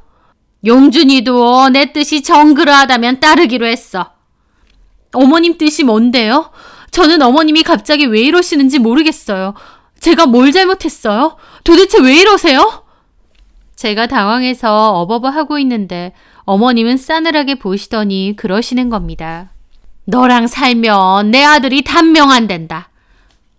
네? 용보살이 너랑 살면 내 아들이 단명 안 돼. 너랑 내 아들이 완전 상극이래. 정말 안 좋은 궁합이란다. 전에 그 사기꾼 같은 무당이 너 보고 그랬지? 사주가 너무 좋고 내 아들하고 우리 집에 도움되는 사주라고. 근데 그거 다 뻥이래. 용보살님이 그건 말도 안 되는 소리고 너랑 내 아들은 궁합이 완전 최악이란다. 네가 우리 용준이를 잡아먹을 팔자래. 어머님이 갑자기 저에게 이혼을 요구하신 이유는 바로 그 무당의 말 때문이었던 겁니다. 어머님이 새로 홀딱 빠져있는 그 용보살인가 뭔가 하는 무당이요. 어처구니가 없으니 오히려 웃음이 나려고 하더라고요. 그 와중에도 어머님은 본인 할 말 다 하셨죠. 가만 생각해보면 용보살님 말이 맞아. 너랑 용준이 결혼시키고 너네 시아버지 사업 사기당했잖아. 너네 시아버지가 얼마나 철두철미하고 조심성 많은 사람인데 그전에는 그런 일 겪은 적이 한 번도 없다. 근데 갑자기 사기당하고 그 일 때문에 너네 시아버지랑 나랑 이혼까지 갈 뻔했어. 그게 보통 일이니? 근데 가만 생각해보면 너랑 용준이가 결혼하고 그런 일 겪은 거야. 네가 우리 집에 들어오고 나서 그런 일이 생긴 거라고. 그뿐이야? 너랑 용준이 그렇게 병원 다니고 별짓 다 해봐도 애도 안 생기고 너는 우리 집 복덩이가 아니고 우리 집에 부름만 가져다주는 골칫덩이였던 거야. 그 말을 듣는데 저도 너무 열받는 겁니다. 객관적으로 제가 뭔가 잘못한 것도 아니고 그 무당 말만 듣고 일방적으로 저를 비난하시는 거예요. 이게 무슨 황당한 일인가요? 어머니, 지금 장난치세요? 뭐야? 극감 무당이 지 마음대로 짓거리는 말 몇 마디 듣고 저를 내치신다고요? 지나가는 개도 옷을 노르시네요. 저도 너무 화가 나서 말이 막 나오더라고요. 어머님은 거품 물었죠. 그래? 너 본성 나오네? 무섭다. 이 성질머리 어떻게 참고 살았냐? 시어머니 앞에서 걔가 어쩌고 저쩌? 지나가는 사람 다 붙잡고 물어보세요. 이게 무슨 말도 안 되는 소리예요. AI 인공지능 시대에 무속인 말 몇 마디 듣고 잘 사는 아들 이혼을 시킨다고요? 인공지능 시대고 뭐고 너 때문에 내 아들 단명하게 생겼다는데 내가 그럼 가만히 있으리? 잘 살긴 뭘 잘 살아. 애도 못 가지면서. 어머님, 제발 정신 차리세요. 어머님 지금 속고 계신 거예요. 그런 무당들 거의 사기꾼이에요. 한번 당해놓고 또 그러세요? 네가 뭔데 사기니 뭐니 그따위 소리야. 용보살님은 다르다고. 그럼 제가 그런 소리 안 하게 생겼어요? 극감 무당 말에 잘 살고 있는 저 이혼시키고 내치신다는데. 잘 사는 게 아니라고. 너 들어오고 우리 집에 애군이 제대로 꼈다니까. 앞으로 더 안 좋아질 거래. 네가 우리 집 다 말아먹는다더라. 어머님이 눈이 돌아서 저한테 따지는데 더 할 말도 없었습니다. 이미 그 용보살이란 사람한테 미쳐있는 어머님에게 제가 무슨 말을 더 하겠나요? 저는 그 즉시 남편에게 전화를 걸었어요. 설령 이혼 얘기를 해도 남편과 제가 해야 되는 건데 뒤로 쏙 빠져있는 남편이 너무 괘씸하더라고요. 여보. 어머님이 지금 나한테 이혼하라고 이혼 서류 던지시는데 당신도 다 알고 있는 거라며? 그게... 와, 진짜 무섭다. 오늘 아침만 해도 그런 티 전혀 안 냈는데 사실은 어머님이랑 이혼 얘기를 했어. 진짜 소름이네. 그게... 지금 당장 들어와. 이혼을 하더라도 당신이랑 내가 얘기해야 맞지. 왜 어머님이 되도 않은 무당 얘기하면서 이혼을 해라 마라 하시는 거야? 이게 말이 된다고 생각해? 당장 들어와. 그렇게 전화를 끊었고 그냥 방으로 들어갔습니다. 어머님은 내가 여기 있는데 어디 방으로 들어가느냐고 거실에서 난리치는데 그냥 남편 오기 전까진 말 안 하겠다고 하고 문 닫았어요. 침대에 앉아 있는데 너무 황당해서 이게 꿈인가 싶을 정도였습니다. 그리고 그 무당은 도대체 무슨 억하심정으로 나한테 일어나 싶었죠. 그렇게 30분가량 기다리고 있으니 남편이 집으로 들어온 소리가 들렸습니다. 저는 그제야 밖으로 나갔죠. 제 눈치를 보는 남편 얼굴을 보는데 얼마나 못나고 비겁해 보이던지 귀싸대기라도 올려붙이고 싶을 정도였습니다. 당신 입으로 말해봐. 나하고 이혼하고 싶어? 남편은 아니라고도 하지 않고 그냥 우물쭈물 말을 못했습니다. 그 모습에 억장이 무너졌죠. 어머님이 저런 말도 안 되는 소리를 한다 해도 남편만이라도 아니라고 어머님 생각이라고 했으면 저도 참을 수 있었을 겁니다. 하지만 남편 역시도 이혼을 원하는 건지 제대로 대답을 못 하더라고요. 이런 상등신이랑 내가 결혼을 했구나 싶었죠. 왜 말을 못해? 어머님이랑 당신 생각이 같은 거냐고 묻잖아. 남편은 한숨을 쉬더니 그러는 겁니다. 미안해 여보. 근데 우리 아이도 안 생기고 우리가 서로 맞지 않는다는 생각은 계속 들었어. 뭐라고? 나도 엄마 때문에 그 용보살님 몇 번 만나봤는데 예전에 그 사기꾼 같은 보살하고는 달라. 이분은 진짜 예리하고 용해. 느낌 자체가 달라. 근데 당신이랑 나랑 계속 살면 내가 단명하는 거 맞대. 팔자에도 없는 단명을 한대. 당신이랑 내가 서로 갉아먹는 사주고 정말 안 좋대. 그게 당장은 안 드러나도 세월이 갈수록 점차 안 좋게 드러난대. 우리는 서로한테 안 좋은 거야. 남편도 그 무당 얘기를 주절주절 하는데 그 모습이 너무 어머님 같아서 소름까지 돋을 지경이었습니다. 무슨 세뇌라도 당한 것처럼 그 무당 말이 다 맞는 것 같다고 중얼거리는데 이게 정말 남편하고 어머님의 뜻이 맞구나. 어머님만의 생각이 아니구나. 남편도 나하고 이혼을 원하는구나. 정확히 알겠더라고요. 저는 너무 황망해서 아무 소리도 하지 않고 멀거니 서 있었습니다. 정말 그날 아침까지도 남편은 전혀 티도 내지 않았고 이혼의 이자도 얘기도 하지 않았어요. 그래서 저는 남편이 저랑 이혼을 원할 거라곤 꿈에도 생각지 못했습니다. 뒤통수를 맞는다는 게 이런 거구나 싶었죠. 그렇게 어머님과 남편이 이혼을 요구했고 저는 단호하게 말했습니다. 다 필요 없고 저는 이혼 못합니다. 제가 무슨 갖고 놀다가 실증 나면 버려도 되는 장난감인 줄 아세요? 자기들 마음대로 궁합 좋다고 얼씨구나 반길 땐 언제고 이제 와서 다른 무당은 궁합 안 좋다고 했다고 이혼해달라고요. 무슨 이런 개 같은 경우가 다 있냐고요. 저 말하는 것 봐라. 야, 단순히 궁합 안 좋다고 이러니? 너랑 사면 내 아들 죽는다잖아. 그 무당 말이면 무조건 다 맞아요? 말도 안 되는 헛소리에 제가 왜 이혼해줘야 되느냐고요. 어따 대고 헛소리를 자꾸. 다 필요 없고요. 저는 이혼 안 합니다. 기어코 네 서방 잡아먹어야 속 시원하겠니? 제가 괴물이에요? 잡아먹길 누굴 잡아먹어요? 이혼 안 할 겁니다. 그만하시고 돌아가세요. 그랬더니 어머님이 그러시는 겁니다. 네가 싫다고 해도 우리도 이혼 소송 걸면 돼. 예, 소송 거세요. 이혼 사유로 무당이 이혼하라고 했음. 이렇게 꼭 적으시고요. 제 말에 어머님 노려보더니 그러시더군요. 좋다. 협의를 하자. 위자료 챙겨줄 테니까. 돈이면 다 되는 줄 아세요? 사람 가지고 장난치는 것도 아니고. 그리고 주면 뭐 얼마나 줄 거라고 돈이나 받고 이혼해달라고 하시는 거예요? 뭐 얼마나 주실 건데요? 너도 이런 얘기까지 듣고 우리 용준이랑 더 살고 싶진 않을 거 아니야. 그렇다고 원하는 대로 이혼해주고 싶지도 않아요. 아유, 진짜 지독하네. 용보 살림 말이 틀린 게 없어. 너 우리 아들 잡아먹을 팔자 맞는 것 같다. 하는데 그 용보살인지 뭔지 그 여자 만나면 가만 안 둘 거라는 생각마저 들었습니다. 지가 뭔데 남의 가정 파탈낼 소리를 아무렇지 않게 하나요? 이런 것도 일종의 성격 차이야. 성격 차이로도 이혼 얼마든지 된다. 톡 까놓고 우리 용준이가 뭘 잘못한 것도 아니고 이 집도 우리가 해준 거잖니? 너 위자료며 재산 분할이며 받을 것도 없어. 그나마 우리가 돈이라도 좀 챙겨준다고 했을 때 그 돈 받고 이혼해달라 이 말이야.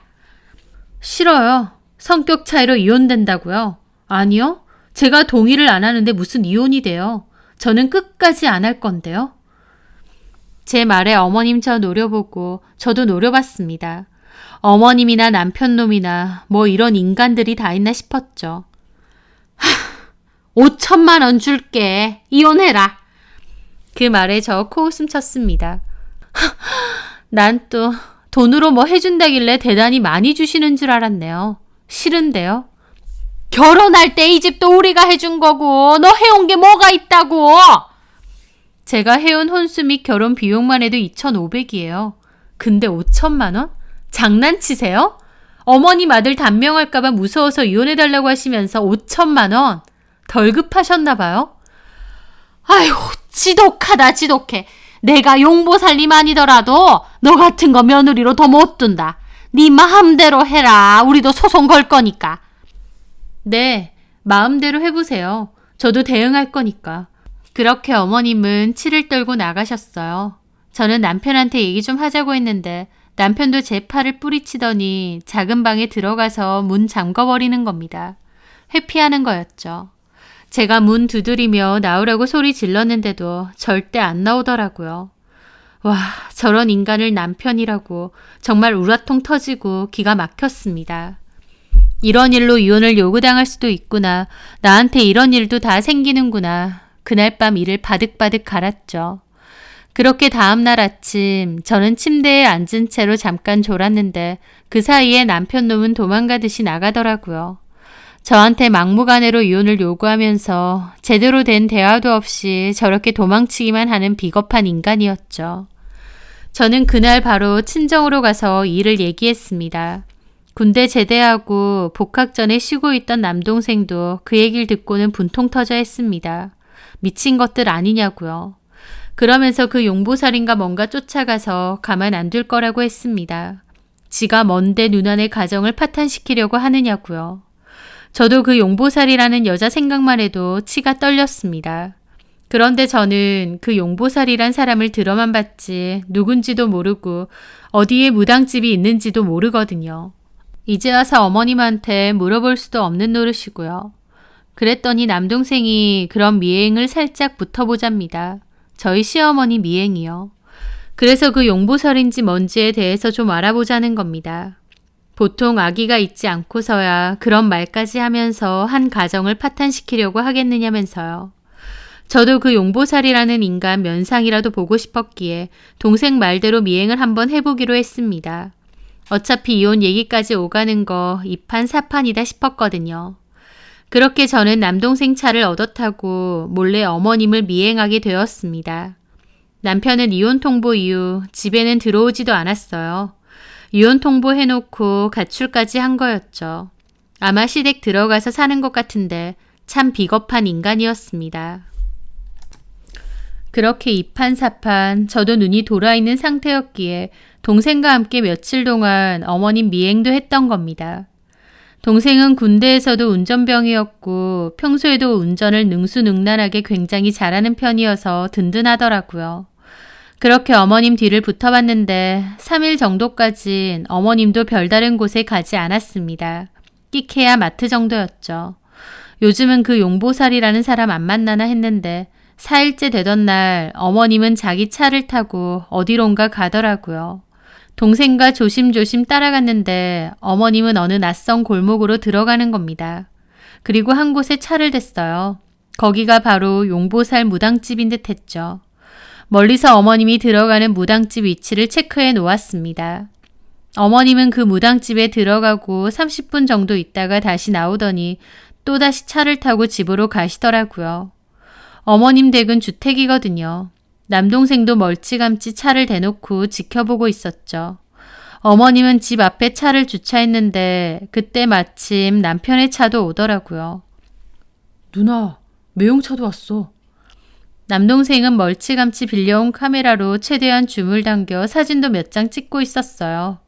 남편이 일방적으로 가출을 한 증거로 쓰려고 제가 이것저것 다 찍어달라고 했습니다. 그렇게 차 안에서 몰래 지켜보고 있었고 어머님도 대문 앞에 서서 저희 남편이 주차를 다 하기를 가만히 기다리고 있더라고요. 그런데 남편 차에서 내린 건 남편 혼자가 아니었습니다. 어떤 여자도 조수석에서 내렸거든요. 그 여자가 내리니 어머님은 엄청 환하게 웃으면서 반겨주시더라고요. 저는 처음 보는 여자였습니다. 남동생도 황당한지 물어봤죠. 누나, 저 여자는 뭐야? 아는 사람이야? 아니, 처음 보는 여잔데. 어머님은 그 여자를 반갑게 맞이하더니 손까지 잡고 안으로 들어가는 겁니다. 남편도 따라 들어가고요. 남동생은 벙쪄 있다가 최대한 줌으로 당겨 후다닥 사진을 연사로 찍었죠.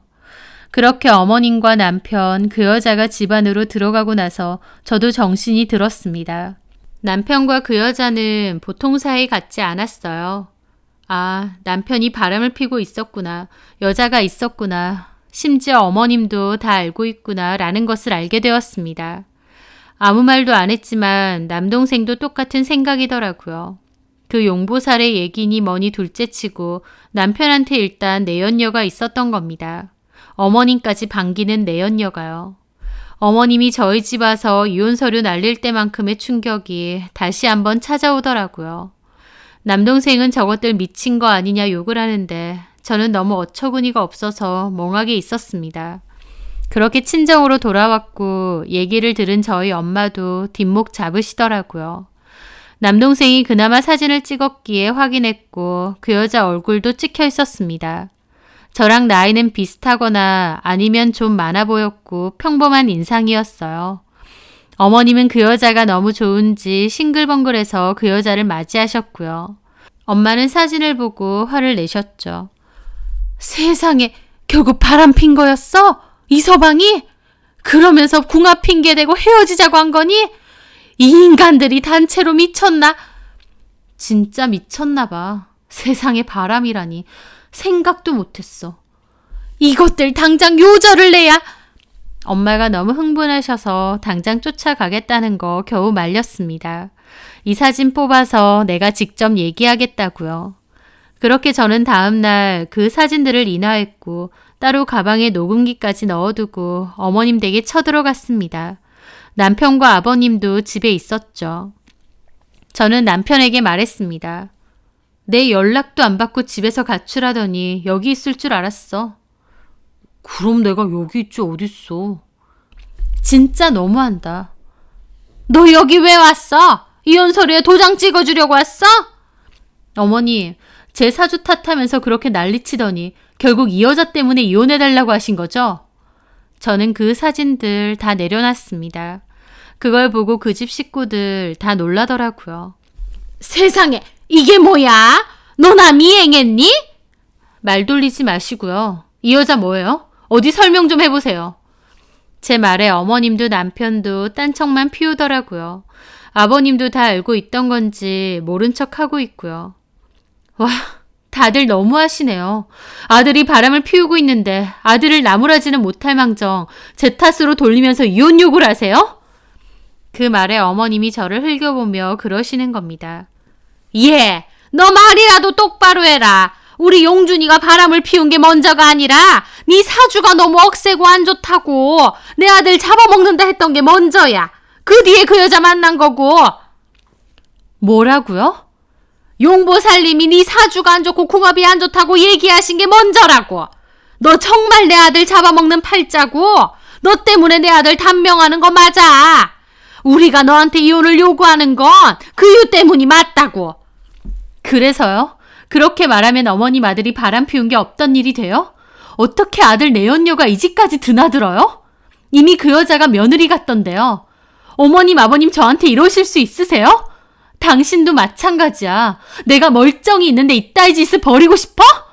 그리고 자꾸 용보살 어쩌고 하는데 그 용보살이 뭐라던데요?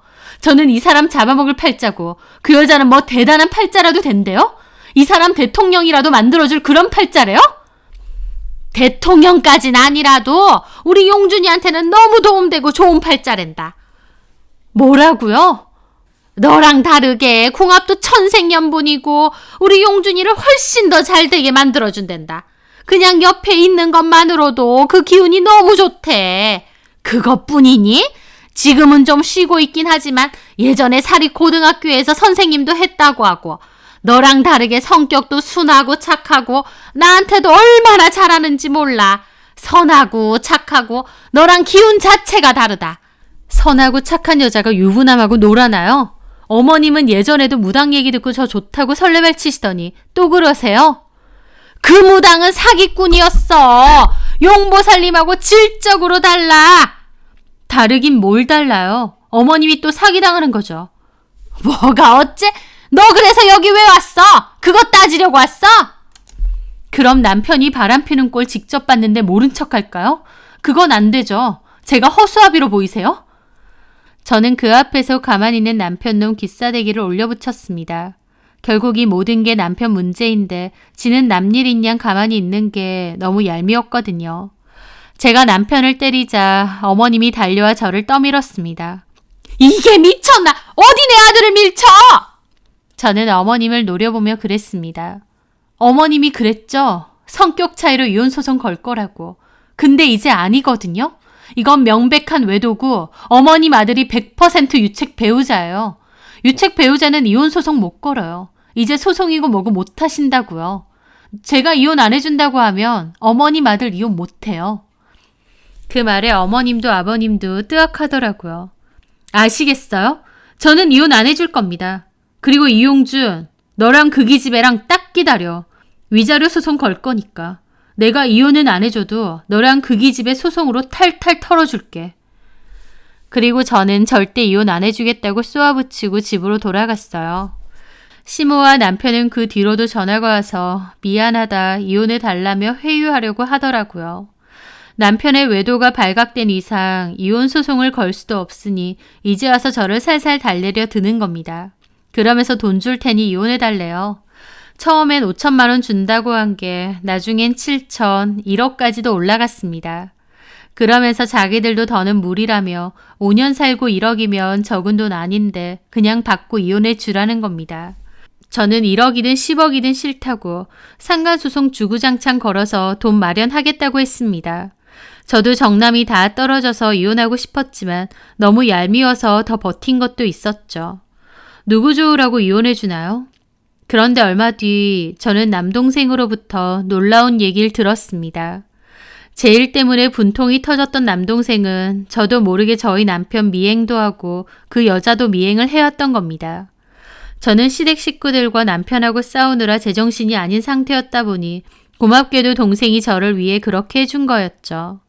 너무 고맙기도 하고 또 한편으론 동생한테 이런 일까지 하게 만들어 서글프기도 하고 미안하기도 하더라고요.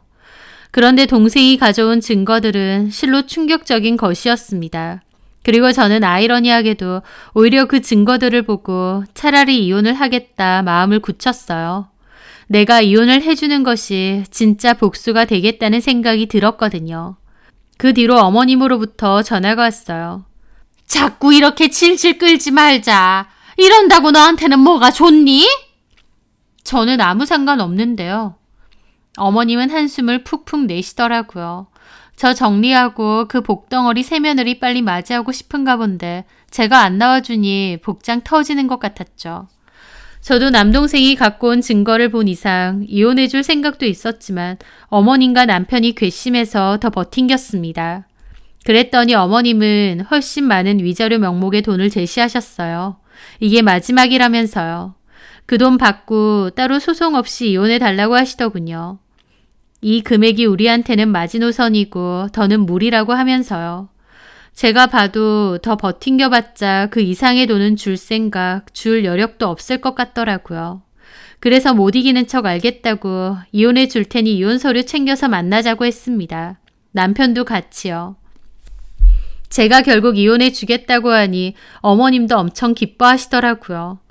그렇게 약속 시간에 맞춰 어머님과 남편이 나왔습니다. 어머님은 이혼 서류를 내미셨고 저는 일단 위자료에 대한 얘기부터 하자고 했죠. 저는 약속한 위자료 다 줘야 원하는 대로 협의 이혼하고 이혼 절차 다 밟겠다고 했어요. 그렇게 저는 위자료 명목의 돈을 바로 받고 따로 소송하지 않고 협의 이혼하겠다 각서도 썼습니다. 그리고 곧바로 이혼 서류 제출도 했고요. 더럽고 치사해서 버티긴 했지만 저도 남편 놈이고 시모고 이제는 그 면상도 보기 싫어서 빨리 끝내고 싶기도 했어요. 그렇게 모든 절차도 끝이 나고 숙려 기간 동안의 상담 절차도 다 끝이 났습니다. 저는 남편과 이혼을 하고 홀로 서기를 준비하며 친정에서 지냈습니다. 그리고 얼마 지나지 않아 남편과 그 여자가 결혼을 한다는 소식을 듣게 되었습니다. 저는 그 소식을 듣고 미소를 지으며 생각했죠.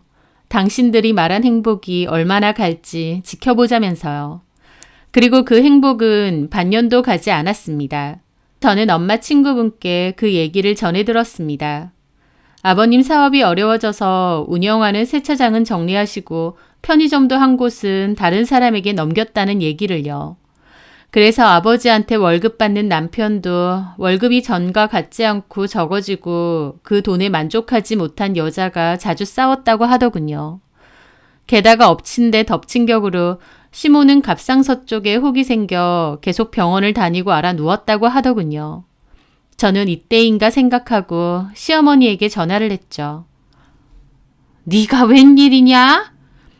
새며느리 보시고 안녕하신가 싶어서요. 그런 쓸데없는 소리 할 것 같으면 그만 끊자. 나 너 아니어도 속 끓는 이 많다. 그러신 것 같은데 하나 더 말씀드려도 될까 싶어서요. 무슨 얘기? 너랑 나랑 이제 할 얘기가 뭐가 있는데? 어머님, 며느리는 마음에 드세요? 왜? 마음에 든다. 아주 마음에 들어. 됐니? 아, 용보살을 닮아서 좋아하시는 거예요? 그게 무슨 소리야? 용보살이 어머님 며느리랑 닮지 않았나 해서요. 뭔 말 같지도 않은. 어머님 며느리 용보살 딸이에요. 혹시 모르셨어요? 그게 뭔 말이야? 주연이 엄마가 무슨 용보살이야? 내가 상견례도 하고 결혼식에서도 주연이 부모를 다 봤는데. 어디 하객 알바 구하듯이 구했나 보죠. 어머님이 한번 알아보세요. 제가 알기로는 용보살이 미혼모로 낳은 애가 주연이라는 여자래요. 엄마가 무당이라서 그랬는지 무슨 이유가 있어서인지 모르겠지만 따로 살았다고 하더라고요.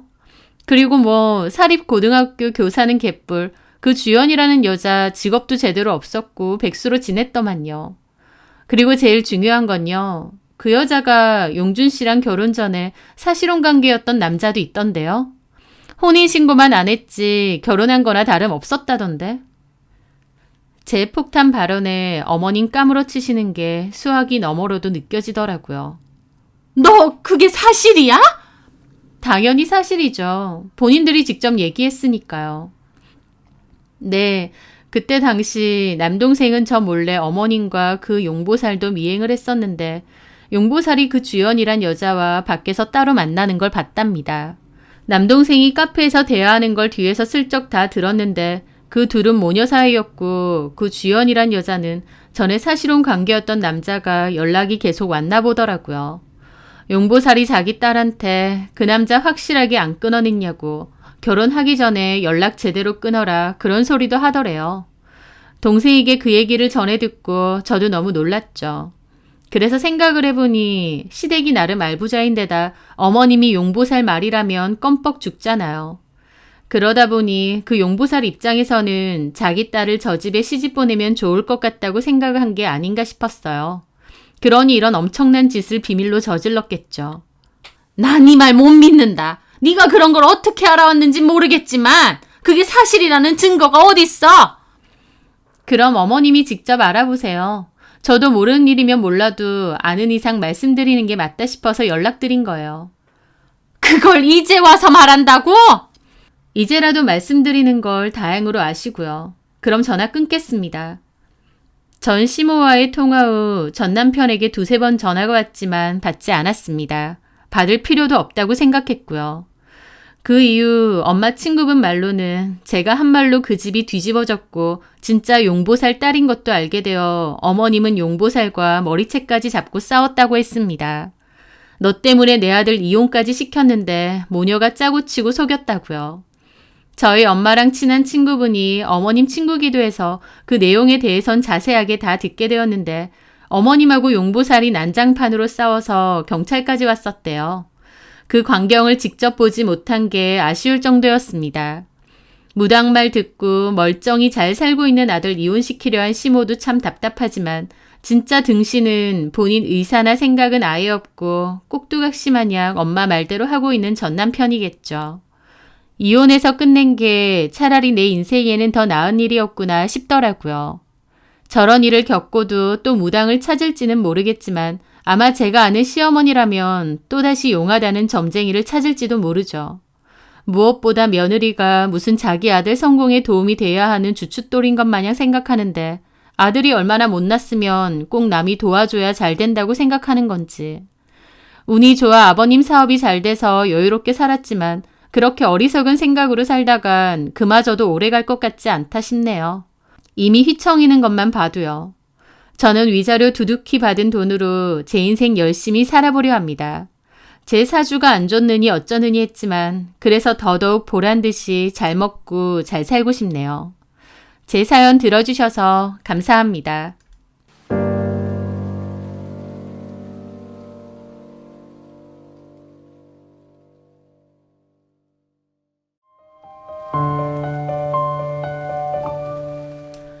안녕하세요.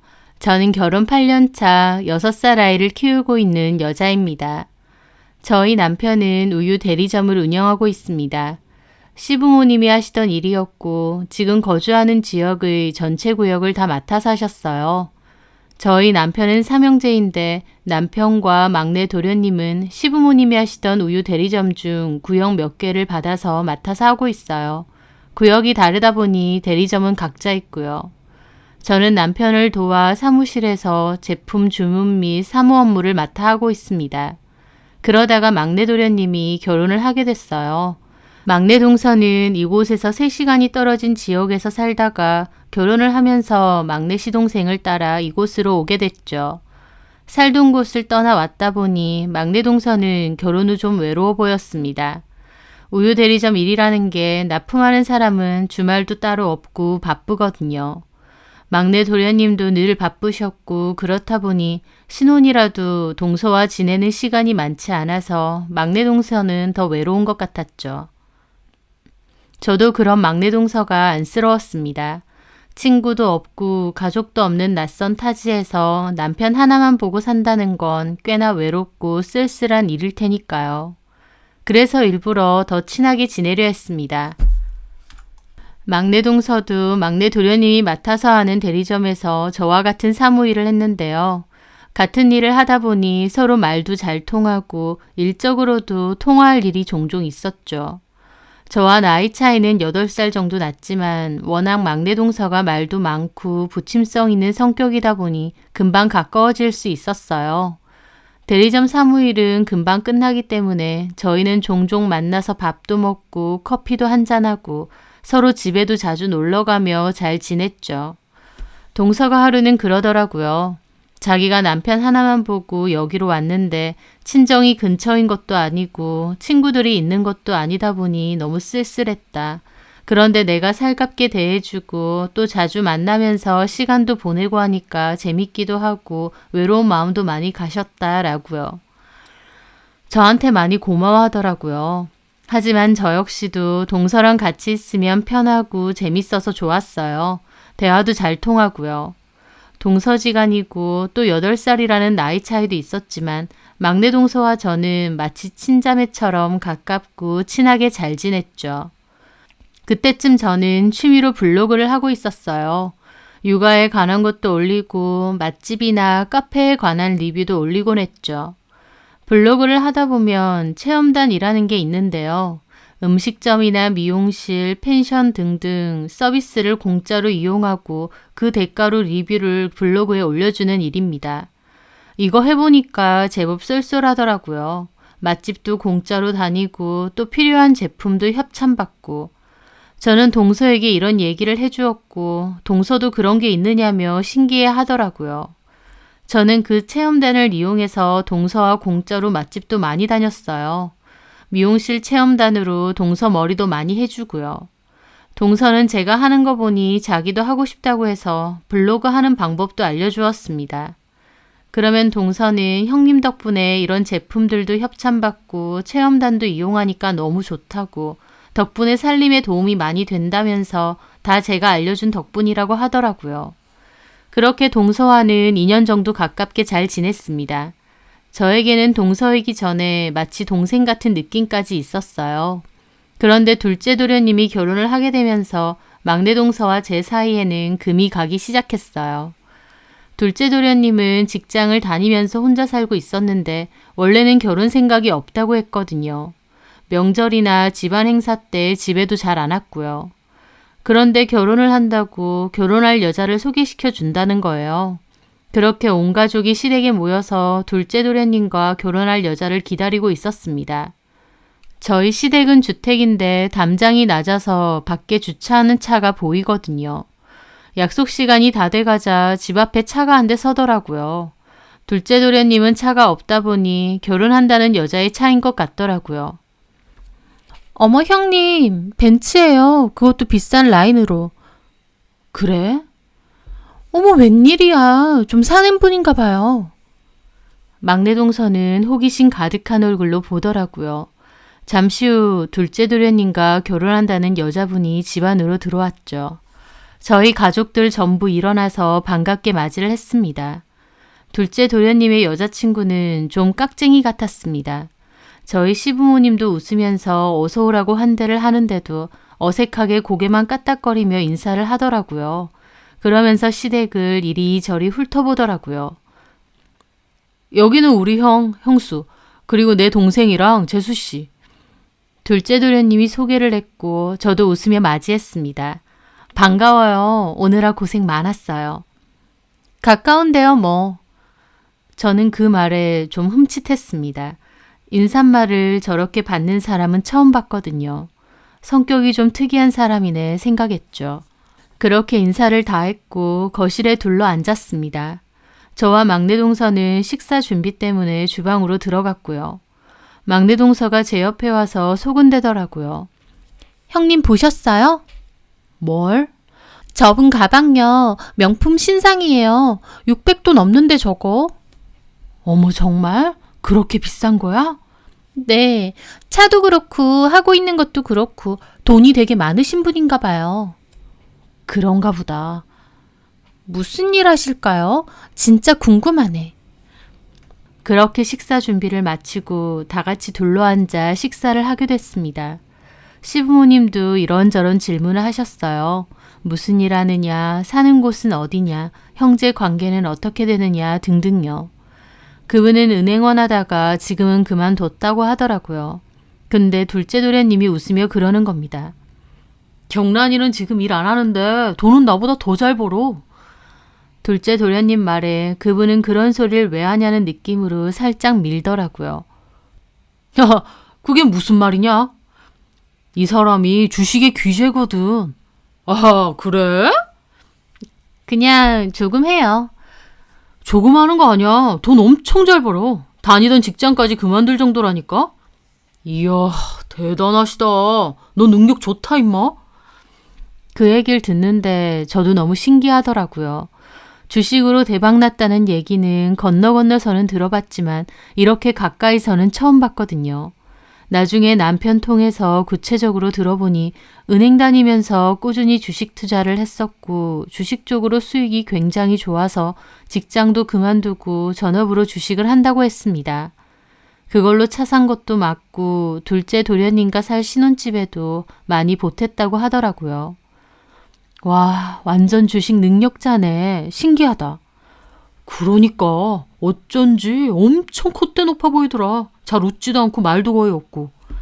원래 성격이 좀 내성적인가 보지. 그게 아니고 완전 콧대 높은 것 같던데? 건우 자식 완전 잡혀 살겠어. 잡혀 사는 게 좋은 거야. 남편은 웃으며 장난을 치더라고요. 너무 콧대 높게 굴면 자기가 동서들 기강 정리 한번 해. 제일 큰 형님 아니야. 아이고 됐네요. 기강 정리는 무슨. 저도 웃고 넘겼습니다. 기강은 무슨 기강인가요? 둘째 동서도 생겼으니 동서들끼리 다 같이 친하게 잘 지내야겠다 싶었죠. 하지만 그건 저만의 생각이라는 걸 머지않아 깨닫게 되었습니다. 둘째 도련님 결혼 후 시댁에서 보게 되었는데요. 다 같이 음식 준비를 해도 둘째 동서는 굳은 얼굴로 잘 안 하려고 했습니다. 그래서 제가 좋게 얘기를 했죠. 저기 동서. 네? 밥 좀 퍼줄래? 수저도 좀 놓고. 제 말에 둘째 동서는 작게 한숨을 쉬더라고요. 딱 봐도 하기 싫은 눈치였습니다. 시댁 와서 음식 준비하고 그러는 게 싫을 수도 있지만 나이가 더 많으신 어머님도 하고 있고 저나 막내 동서도 다 함께 하고 있는데 싫은 티를 많이 내더라고요. 밥도 엄청 조금씩 대충 담는 겁니다. 그래서 제가 그랬죠. 이거 좀 많이 퍼야 되는데. 그랬더니 둘째 동서가 저를 빤히 보더라고요. 전 잘 모르겠는데 그럼 형님이 하실래요? 나 나물 무쳐야 되는데. 제가 할게요. 어려운 것도 아니잖아요. 그러면서 엄청 공격적으로 얘기하는 겁니다. 저도 좀 당황했죠. 하지만 둘째 동서는 막상 데친 시금치를 보고는 어떻게 해야 될지 모르는지 가만히 있더라고요. 그래서 제가 다가갔죠. 할 줄 모르지? 네? 내가 할게. 나와. 가르쳐 주세요. 제가 할게요. 그냥 밥 퍼는 게 훨씬 쉬운데도 둘째 동서는 엄청 삐딱하게 굴더라고요. 저는 왜 이러나 생각하며 알려줬습니다. 참기름이랑 소금 좀 두르고 무치면 돼. 둘째 동서는 제 말을 듣더니 참기름을 엄청 들이붓는 겁니다. 저는 깜짝 놀라서 말렸죠. 이렇게 많이 하면 어떡해. 두르라면서요. 아휴, 적당히 해야지. 완전 기름바다를 만들었네. 동서 그냥 나와. 내가 할 테니까. 동서는 밥만 좀 퍼줘. 제가 그렇게 기분 나쁘게 말한 것도 아니건만 둘째 동서는 엄청 불퉁해서 저를 보더라고요. 그러더니 일부러 쾅쾅거리며 밥을 퍼고요. 사소한 일이었는데 그 일을 계기로 둘째 동서는 저한테 엄청 벽을 치더라고요. 아마 시어머니도 안 시키는 일을 제가 대놓고 시킨 게 기분이 몹시 나빴나 봐요. 저한테는 일부러 말도 쌀쌀맞게 하더라고요. 저를 제외한 가족에게는 나름 싹싹하게 굴었고요. 그 후 둘째 동서는 보란듯이 저를 제외한 식구들에게만 잘했습니다. 시부모님께 용돈이나 선물도 엄청 자주 드렸어요. 시부모님도 둘째가 통이 엄청 크다면서 잘난 며느리 덕에 용돈을 이렇게 많이 받는다고 좋아하셨고요. 게다가 저만 제외하고 막내 동서한테도 종종 연락해서 따로 만나는 듯 했습니다. 한 번은 막내 동서를 만났는데 처음 보는 가방이더라고요. 가방 샀어? 아, 형님, 제가 이걸 어떻게 사요? 이게 돈이 얼만데. 비싼 거야? 네, 형님은 브랜드 이런 거 잘 모르시죠? 이거 엄청 비싼 거예요. 산 것도 아니면 어디서 났어? 실은 둘째 형님이 빌려주셨어요. 제가 예쁘다고 하니까 당분간 쓰라면서. 이것도요. 팔찌인데 이것도 같이 써도 된대요. 자기는 많다고. 제가 언제 이런 비싼 팔찌랑 가방을 들어보겠어요. 좋아서 냉큼 빌려왔죠. 아, 그래. 둘째 동서랑 한 번씩 만나? 둘째 형님이 먼저 연락 한 번씩 하시더라고요. 막내 동서는 신나서 가방을 자랑하더라고요.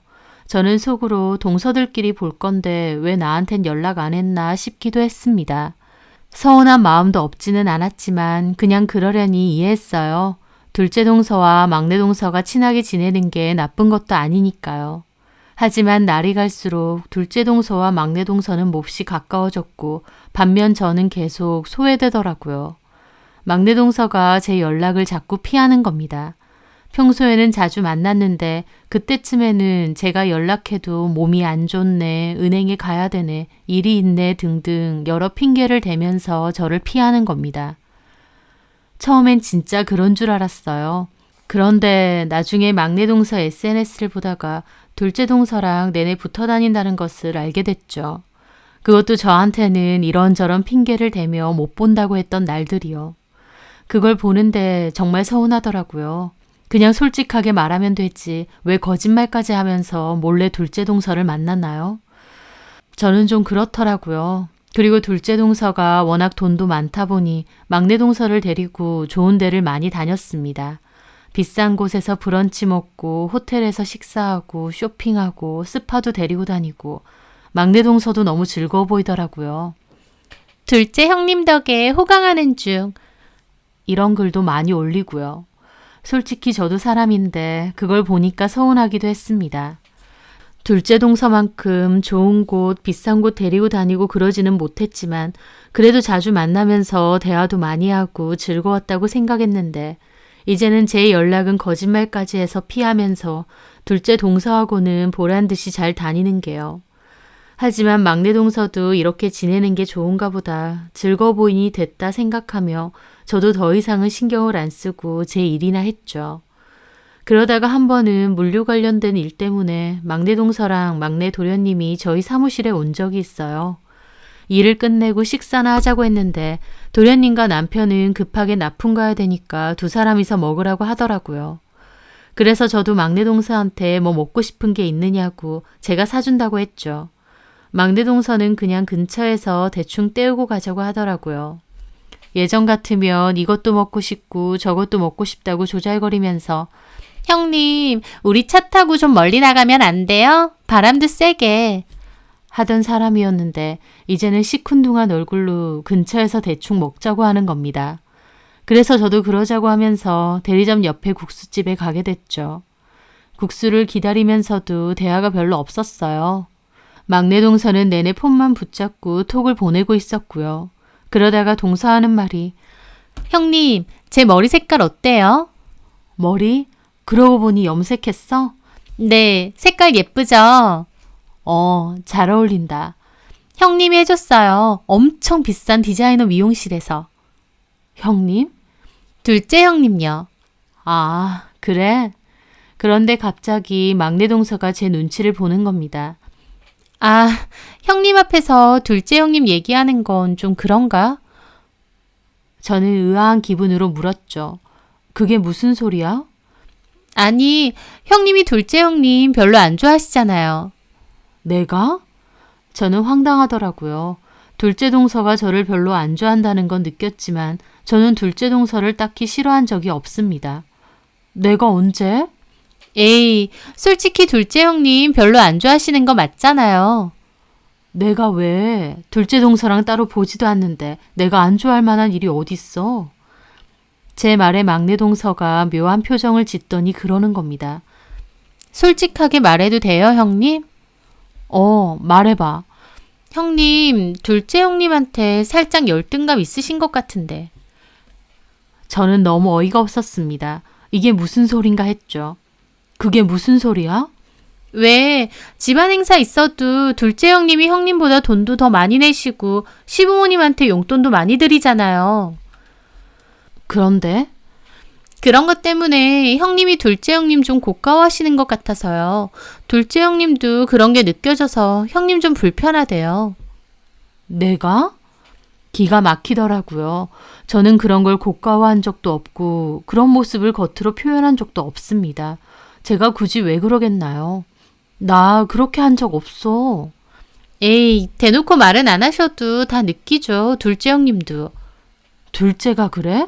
내가 자기를 고가워한다고? 둘째 형님도 느끼시니까 저한테 얘기를 하는 거겠죠. 나 진짜 어이가 없네. 내가 뭘 어쨌다고 나를 그런 사람 취급해. 제 말에 막내 동서도 아무 말 안 하더라고요. 저는 둘째 동서의 행동이 너무 화가 났습니다. 제가 뭘 어쨌다고 가만히 있는 사람을 쫌생이 만드나요? 그리고 막내 동서에게도 서운했습니다. 제가 그런 사람이 아니라는 걸 겪어봐서 알면서도 둘째 동서 말만 듣는다는 게요. 저는 말 나온 김에 막내 동서에게 서운한 점도 그냥 얘기했죠. 솔직히 말하면 둘째는 모르겠고 나 동서한테는 좀 서운한 게 있어. 뭐가요? 내가 몇 번 보자고 했는데 약속 있니 어디가 아프니 그러면서 안 봤잖아. 근데 나중에 SNS 보니까 둘째 동서랑 놀러 다녔대. 제 말에 막내 동서는 저를 이상하게 보더라고요. 형님, 제 SNS 뒤져보세요. 무슨 소리야? 뒤져보냐니. 원래 동서랑 나랑 SNS 친구 돼 있잖아. 내 말은 왜 거짓말을 하면서 둘째 동서를 만나냐는 거야. 그냥 솔직하게 말하면 되지. 왜 거짓말까지 하는 거야? 막내 동서는 물을 한 모금 먹더니 그러더군요.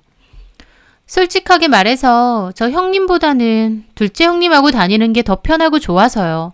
왜냐면 형님은 공짜를 너무 좋아하세요. 뭐? 그 블로그 체험단인가 뭔가 하시잖아요. 그렇게 공짜밥 먹으러 같이 다니는 거 솔직히 좀 창피했거든요. 저는 그 말을 듣는데 얼굴이 화끈해지더라고요. 다닐 때는 너무 좋다고 같이 다니자면서 자기도 알려달라고 할 땐 언제고 이제 와서 그러고 다닌 게 창피했다는 겁니다. 창피하고 말고 할 정도로 많이 다니지도 않았잖아. 그리고 그게 왜 창피해? 리뷰 올려준답시고 공짜밥 먹으러 다니는 건데 그게 안 창피해요? 그럼 그땐 왜 다녔어? 형님이시고 같이 가자고 하니까. 솔직히 나보다 동서가 나한테 더 많이 연락했잖아. 심심하다고. 어쨌든요. 그러고 다닌 건 좀 그랬다고요. 둘째 형님한테 얘기하니까 그런 것도 있냐면서 그냥 돈 내고 먹으면 되지 왜 그러고 다니냐고 놀라시던데 너무 구질구질하대요. 뭐야? 저는 너무 기분이 나빴습니다. 여태까지 잘 지내놓고서는 이제는 둘째 동서 옆에만 찰싹 붙어서 저한테 구질구질하다며 모욕감까지 주는 거예요. 저는 음식은 나왔지만 도무지 같이 앉아서 먹고 싶은 생각이 아니었습니다. 그래서 일어났죠. 나 너무 기분 나빠서 못 앉아 있겠다. 내가 동서한테 멱살 잡고 어디 가자고 했어? 동서가 여기 친구도 없고 가족도 없고 너무 외롭다 그래서 난 동서를 위해 같이 다녔던 거야. 재밌게 잘 지내왔다고 생각했는데 이제 와서 되게 억지로 다닌 것처럼 말하니까 어이가 없네. 둘째 동서가 돈 많고 비싼데 많이 가자고 해서 좋은가 본데 그럼 그렇게 실컷 다녀. 가만히 있는 나 뒷담하지 말고. 저는 그렇게 가게를 벗어났습니다. 그렇게 집으로 오는데 기분이 어찌나 상하던지요. 동서지간이지만 마치 자매지간처럼 잘 지내왔다 생각했는데 그건 저만의 착각이었나 보더라고요. 저는 막내 동서에게 인간적으로 정말 서운했습니다. 그렇게 저는 막내 동서와 다툰 이후 아예 개인적인 연락은 안 하고 지냈어요. 업무상 필요한 연락은 가끔 할지언정 그것도 딱 필요한 이야기만 주고받았죠. 시댁에 갈 일이 있어도 대화는 아예 안 했고요. 시부모님도 혹시 둘이 싸웠느냐, 예전엔 그렇게 붙어서 얘기도 많이 하고 다니더니 왜 이렇게 냉랭하냐 그러셨지만 저는 그런 거 아니라고 대충 둘러댔습니다.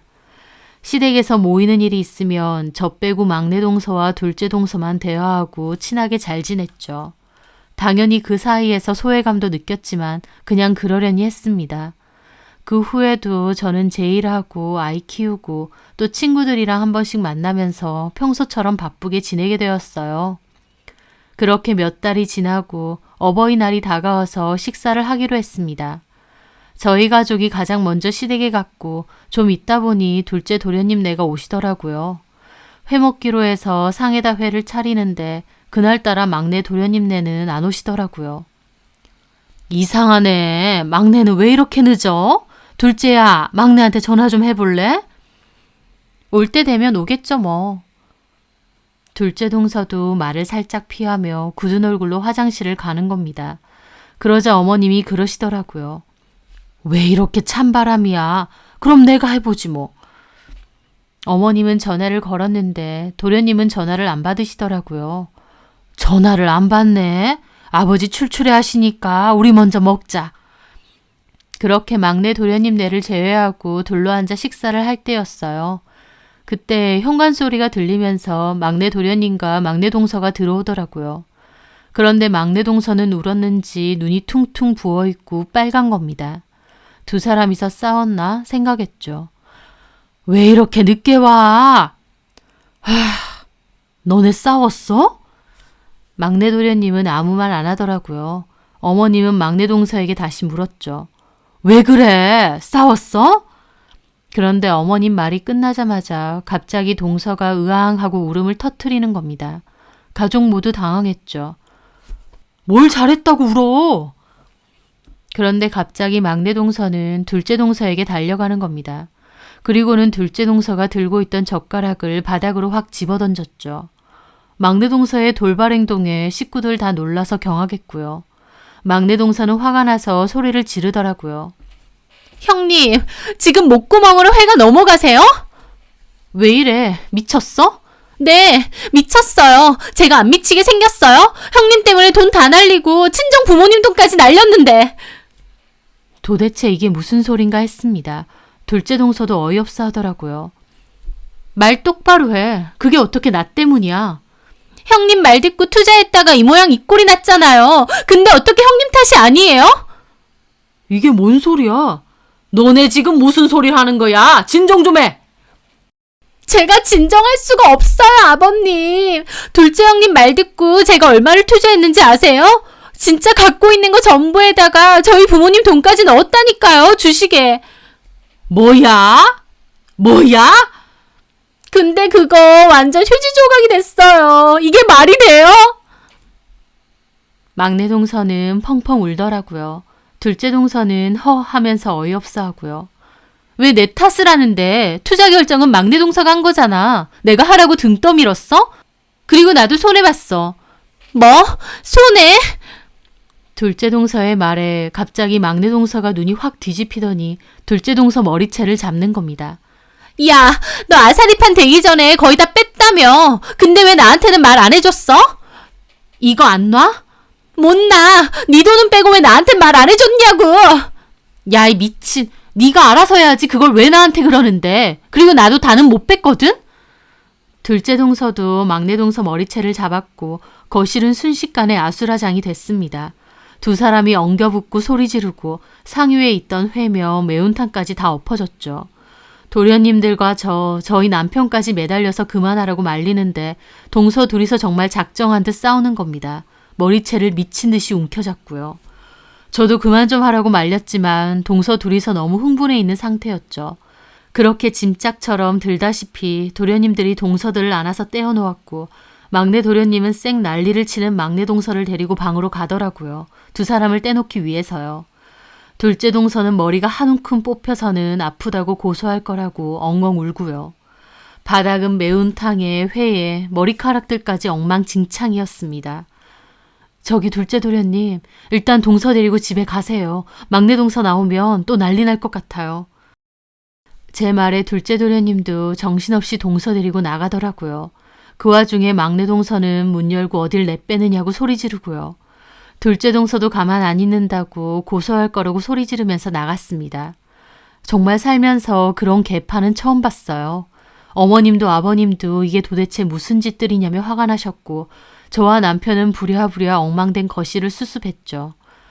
그렇게 나중에 자초지종을 들어보니 막내 동서가 둘째 동서 사는 걸 보고 부러워서 자기도 돈을 좀 벌고 싶다 했답니다. 그래서 둘째 동서가 투자 종목을 하나 알려줬고 그걸로 막내 동서가 재미를 꽤 봤나 보더라고요. 그 후에 둘째 동서한테 또 알려달라고 했고 둘째 동서가 강력 추천하는 종목에 자기 돈은 물론 친정 부모님 돈까지 같이 넣었대요. 둘째 동서도 같은 종목에 투자를 했다고 하고요. 하지만 그 후에 둘째 동서는 좀 아니다 싶었는지 일부 손해보고 손절했는데 그걸 막내 동서에겐 따로 말을 안 했나 보더라고요. 얼마 뒤 그 주식은 반의 반토막 수준으로 폭락했고 막내 동서도 손해를 어마어마하게 봤다는 겁니다. 막내 동서도 죽을 맛이었는데 둘째 동서가 자기는 먼저 돈을 뺐다는 것을 알고 화가 나서 뒤집어진 거였죠. 시댁에서 그 난리를 겪은 것도 모자라 또 둘이서 전화해서 대판 싸우고 서로 쌍욕까지 하고 고소를 한 해 만에 소리까지 했다고 하더라고요. 그 후에 사이가 얼마나 안 좋아졌는지 시댁도 따로따로 갑니다. 그렇게 형님, 동서하면서 친하게 지내더니 완전 절천지 원수지간이 된 거였죠. 시부모님도 제가 큰형님이니까 좀 나서서 사이를 풀어보라 하셨는데 저는 싫다고 거절했습니다. 두 사람한테 다 정 떨어졌다고요. 제가 그렇게 말하니까 저희 어머님도 네가 착하고 참 순한데 싫다고 할 정도면 걔네가 어지간했나 보다. 아휴 냅둬라 언젠가 풀리겠지 하시더라고요. 그 후 막내 신우 밤에 술 먹고 저한테 전화해서 하소연하려고 하는 겁니다. 그래서 저도 단호하게 말했죠. 업무에 관련된 거 말고는 개인적인 전화는 하지 말자. 나 동서 하소연 들어주고 싶지 않아. 형님, 제 상황 아시잖아요. 저 진짜 얼마나 힘든 줄 아세요? 내가 힘들게 만들었어? 너무하세요, 진짜. 진짜 모질다. 나 모질게 만든 건 동서야. 2년 넘게 정주고 친하게 지냈다 생각했는데 나중에 억지로 다닌 거다. 진짜 같이 다니기 쪽팔렸다 소리 들어봐. 그건 제가 잘못했어요. 둘째 형님, 아니 그년이 자꾸 형님 뒷담을 하니까 저도 거기에 말려들어서. 아니, 내가 보기엔 둘 다 똑같아. 동서도 주식으로 그렇게 돈 잃은 건 안 됐지만 사람이 그러는 거 아니야. 마음 쓰고 정준 거 그런 식으로 되갚는 거 아니라고. 나야말로 동서한테 상처 많이 받았거든. 형님. 아까 말했듯이 일에 관련된 거 아니면 개인적으로 연락하지 말자. 하소연할 거 있음 도련님한테 하던가. 저는 그렇게 전화를 끊었습니다. 저랑 같이 다니는 거 싫었다 할 땐 언제고 이제 와선 또 저한테 그러나요? 막내 동서의 철면피 같은 모습에 저도 확 질리더라고요. 그렇게 저희는 사이가 안 좋은 상태로 지내고 있습니다. 이렇게 지내는 게 별로 불편할 것도 아쉬울 것도 없지만 막내 동서도 알았으면 해요. 돈으로 살 수 없는 게 바로 사람 마음이라는 것을요. 저는 진심 어린 정을 줬고 그런 정은 돈으로 살 수 있는 게 아니잖아요. 한편으론 시절 인연이라는 말처럼 잘 맞고 좋았던 때가 있었으니 그걸로 됐다 싶기도 합니다. 한때 잘 어울려 다니면서 재밌고 즐거웠었으니 비록 지금은 틀어졌어도 그걸로 충분하다 생각하려고요. 제 사연 들어주셔서 감사합니다.